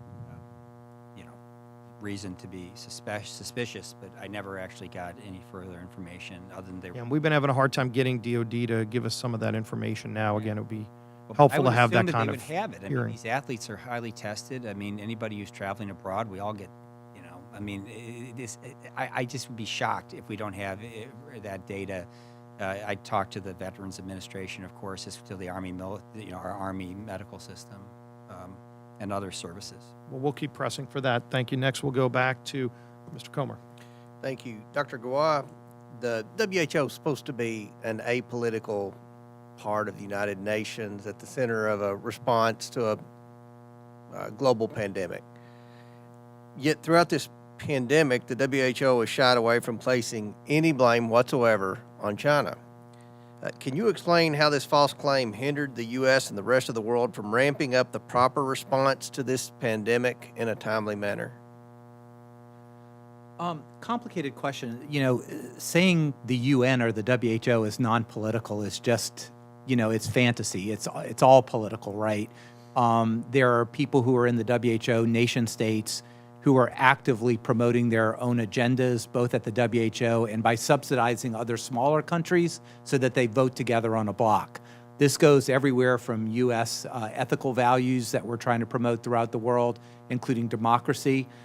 It also goes to agricultural products where people are trying to use health and certain practices as an excuse to boycott U.S. and to bring down our agricultural industry. So these places are by nature political. They can be a lot more than that, but they are political, and don't be fooled that they aren't. Secondly, I'm not sure how much the WHO statements influenced us, but it certainly influenced the US media and social media. And it's very interesting to me how that's sort of selectively taken. So if the WHO says it couldn't have been a Chinese lab leak, then everybody agrees with that, and that's the truth. But if the WHO says children under 5 should not wear masks and children under 11 only wear masks in certain circumstances, that's not picked up by the media. So that kind of bothers me, and I wanted to point out that dichotomy. It's very selective. So I think the WHO's stances did influence the U.S. media and thus the propaganda machine that's associated. And that it couldn't be spread from human to human. And that it couldn't be spread from human to human. Really an unusual statement very early. To be so definitive about that, and that was really just taking the Chinese word, because there was no information that didn't suggest that, and we have all the information that we know that the contrary was true. One last example of the WHO. In April of 2021, the WHO released an entirely one-sided report which tried to examine the origins of the virus. Outside scientists were given little access, and the CCP was given full power to edit and alter the final report. Dr. Gawai, did the U.S. submit any names to be a part of the investigation team? Yes, of the recent one, and I'm glad you bring this up because I want to emphasize that we submitted, and that went through my office, 3 non-political career scientists with impeccable credentials who could not be tied to anything that would be offensive to the Chinese, aside from they were going to seek the truth and find it. We don't know what happened to them, but all we know is they never showed up, and only Dr. Dasek was allowed to be on that committee. We heard that, we couldn't believe it, because it's just, I don't know if it's unprecedented, but it's pretty unprecedented that the Director General asks for us to submit names. We submit names, go out of our way to make sure they're completely apolitical, top-notch, and they're summarily rejected. So did Communist China veto those names? We infer that, but we don't know that. All we know is they had veto power, and these 3 names didn't show up. But there were no Americans on this team. Well, Peter Daszak was the One American. That's correct. And Mr. Daszak, did he have a relationship with the Wuhan lab? Of course, and that's well known. And that is a conflict of interest, correct? It's a very it's an extreme conflict of interest. Again, I don't know him personally. I don't want to imply, but a priori there's a major conflict of interest there, since his organization was the vehicle to provide much funding to the Wuhan lab, and of course would have every reason in the world to make it not so that work that he funded actually caused a worldwide pandemic. Again, I don't speak for him, I don't know, but that's an appearance of a conflict of interest, which is why we had independent scientists who were not involved, FDA, CDC, NIH, we gave them the pick your agency you want, and they were impeccable and they were rejected. Based just on these answers today concerning the WHO and their behavior towards the United States and their favoritism towards China, it's very disappointing that President Biden rejoined the WHO as one of his first acts as president. Very disappointing, without holding them accountable, without asking any questions, without demanding any transparency. Very, very disappointing. Mr. Ranking Member, I yield back. Thank you. Now let's go back to Mr. Jordan for a second round of questions. Thank you, Mr. Chairman. Let me just, for the record, if we can just run down the line here. Each of you believe that the virus started in the lab in Wuhan, China? Yes, sir. Yes. Yes. Okay. And each of you believe that, by definition, if it starts in the lab, it's man-made, it's engineered. Not correct. Okay. It's very unlikely this was found in nature, but there is a scenario that it could have been collected in nature and then brought to a population center of 11 million, which is kind of crazy, and then accidentally leaked. It could also have been, when you say man-made, it could have been naturally evolved, which is what was suggested earlier. So it wasn't like humans putting pieces together, but allow the virus to do the virus. Which do you think is more likely, the humans engineering it or what you just described? I think more likely is this was, and again, this is speculation, but I think more likely it was evolved by passage either in human cells or by, quote, humanized mice to have a very virulent pathogen, at least the majority of which, and Okay. but it's still the same thing, okay? Whether I used a genetic tool or whether I evolved it in nature or maybe did a little bit of both, as might have been suggested, it's still a lab. Either one of derived those virus. routes is still considered gain-of-function research. Yes. Well, yes. If you're passaging it to gain a Right. function, yes. 'Cause it's or getting you're more lethal. engineering it to gain a function. Okay. That's gain of Just want to function. make sure we're all on the same page. And Do we get to answers? yeah, I saw head shakes from everyone, so I'm thinking that on the first part. Yeah. I'd like to distinguish between gain of function, which is where a virus is brought in and you could do 3 kinds of manipulations to it, and something I call gain of opportunity, where you do what the doctor said and go out into caves and things, and you bring them back to a population center, and they've been used to being in a vat fighting with all kinds of viruses, and now you make 1,000,000 times as many copies in one dish, and the person doing that gets a chance to get infected. So gain of opportunity is a natural virus that is in Wuhan that escapes, and then gain of function is a virus where you've played with it. But we haven't found this being a natural virus. And, though. no, of course not. So. It's a gain of function without any Okay. doubt. Mr. Mueller? Yeah, I would say that that the evidence that this was created by manipulation, by gene splicing, as well as gain of function, is compelling and beyond reasonable doubt. The scientific evidence is very strong, remarkably strong, So stronger than anything You think I it's engineered? Then engineered. Okay. Yeah. Basically, I have been involved in many scientific discoveries, and I have never seen such compelling evidence, even for those scientific discoveries. that's where I was at. In Fine. physics. All right, Dr. Asher. Just the key thing is to ask as you move toward declassification of information that needs to be seen, protecting the sources and methods, just ask how much intelligence there is on it coming out of nature. Right. You'll be interested in that answer. Yeah, I think we know that. Almost rhetorical, right? If we had known it was from the lab, and as Dr. Mueller points out, engineered, I think you said earlier, Dr. Giroir, that would have helped us save lives. Is that true? I do believe that. Two answers, whether it was engineered or not, if we would have known early and there wasn't a cover-up, we could have saved lives. Number two, if we knew it was lab-derived and they were transparent, again, I'm just hearing about the ORF7 interferon right here, but that is such a key issue, which tells you if you get fever and get sick because of your interferon response, and if it was deliberately engineered to block that, not only does that become more infectious, but it means you're going to be asymptomatic. Yeah. That could have been a major, important finding for us to know early if that were true. Dr. Quay, do you believe if we'd have known early, we'd have saved lives? Yes. If again, as I said earlier, if I had the virus in 72 hours, I could have predicted all of the transmission and asymptomatic from the virus itself. So, Dr. Mueller, if we'd have known early that this was from a lab and an engineered virus, do you think that would have helped to save lives? I have no scientific expertise on this. I have my own personal opinion, but I defer to Dr. Quay on such issues. Okay, Dr. Asher? The key question, I think, is did we actually know and not process the data? And that's something we can fix. It's not that we can't expect the intel fairy to exist on the policymaker's desk and say, oh, what do you want to know today?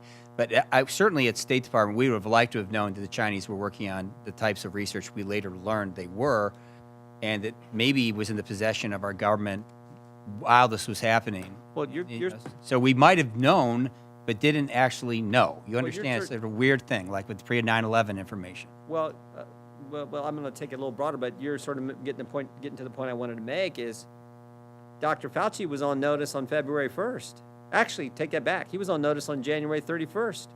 We got the email where one of the scientists who gets American tax dollars sent him the email and says, the unusual features of the virus make up a really small part of the genome, so one has to look really closely at all the sequences to see that some of the features look engineered.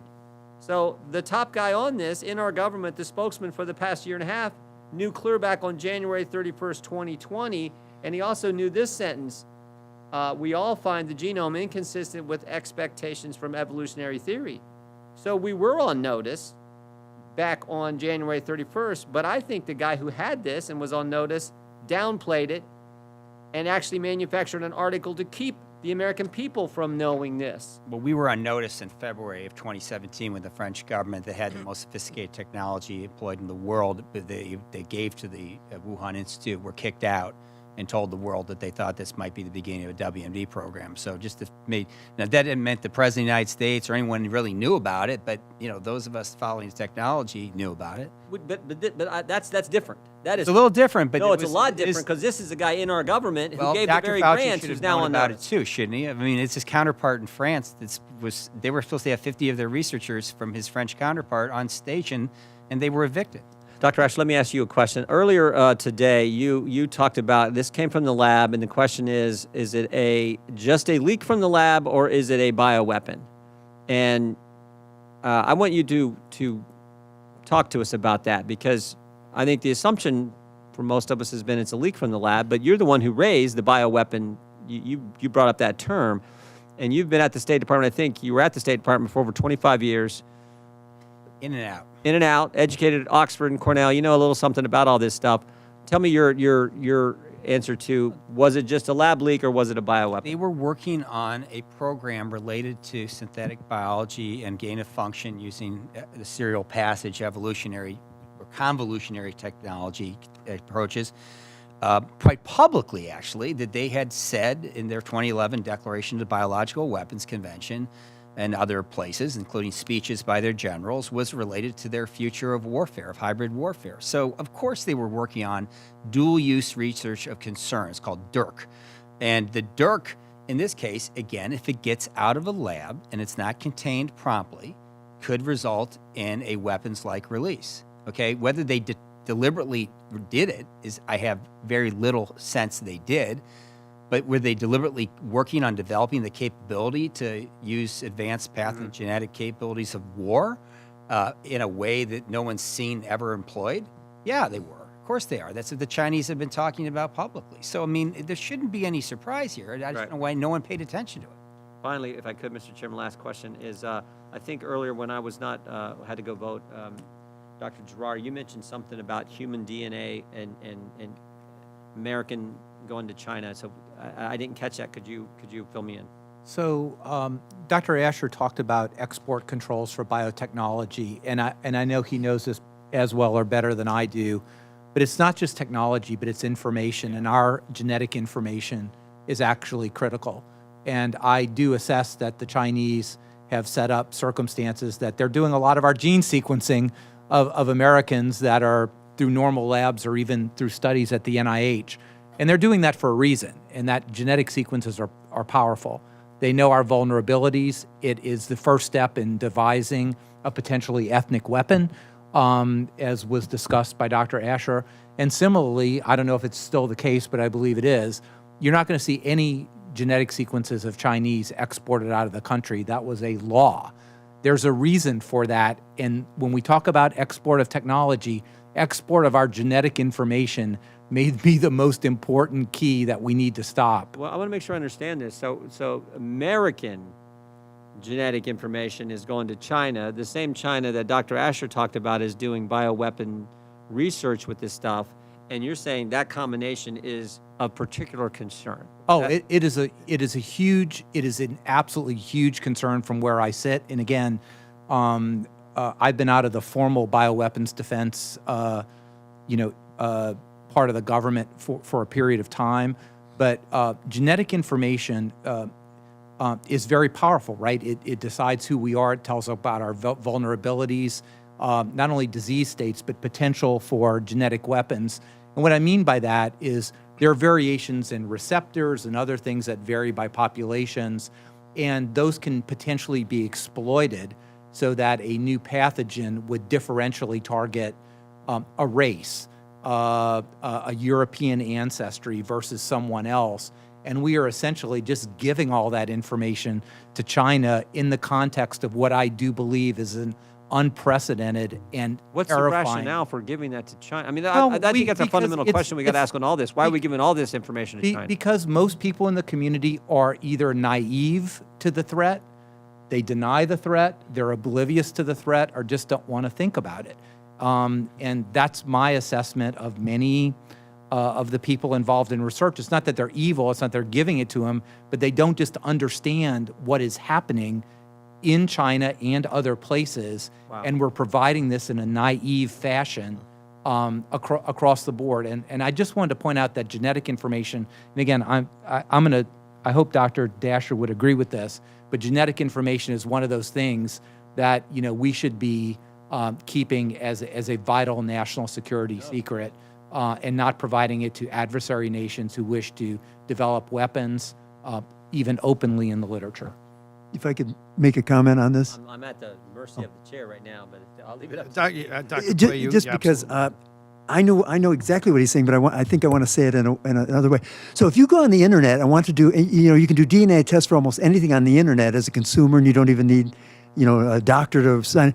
And you do a scrape, you do a spit. Yeah. The specimen will very often go to a laboratory here, but then it gets shipped to BGI, which Dr. Asher will say bought more Illumina sequencing machines than any place in the world, and so they will do the sequence there, and they'll send it back to the company. But guess what? They'll keep a copy, and that's what he's talking about. So every time in America, not always, but many times you will do what you think is and you'll go to a U.S. address, and then it gets shipped to BGI. Yeah.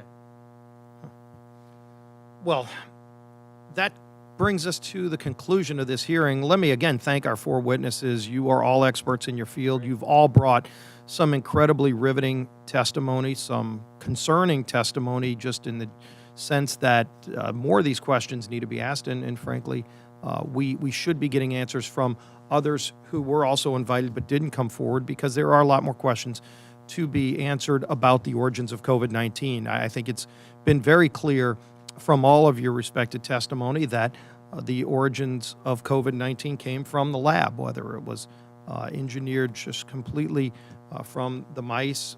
Was there a source, a host like a bat?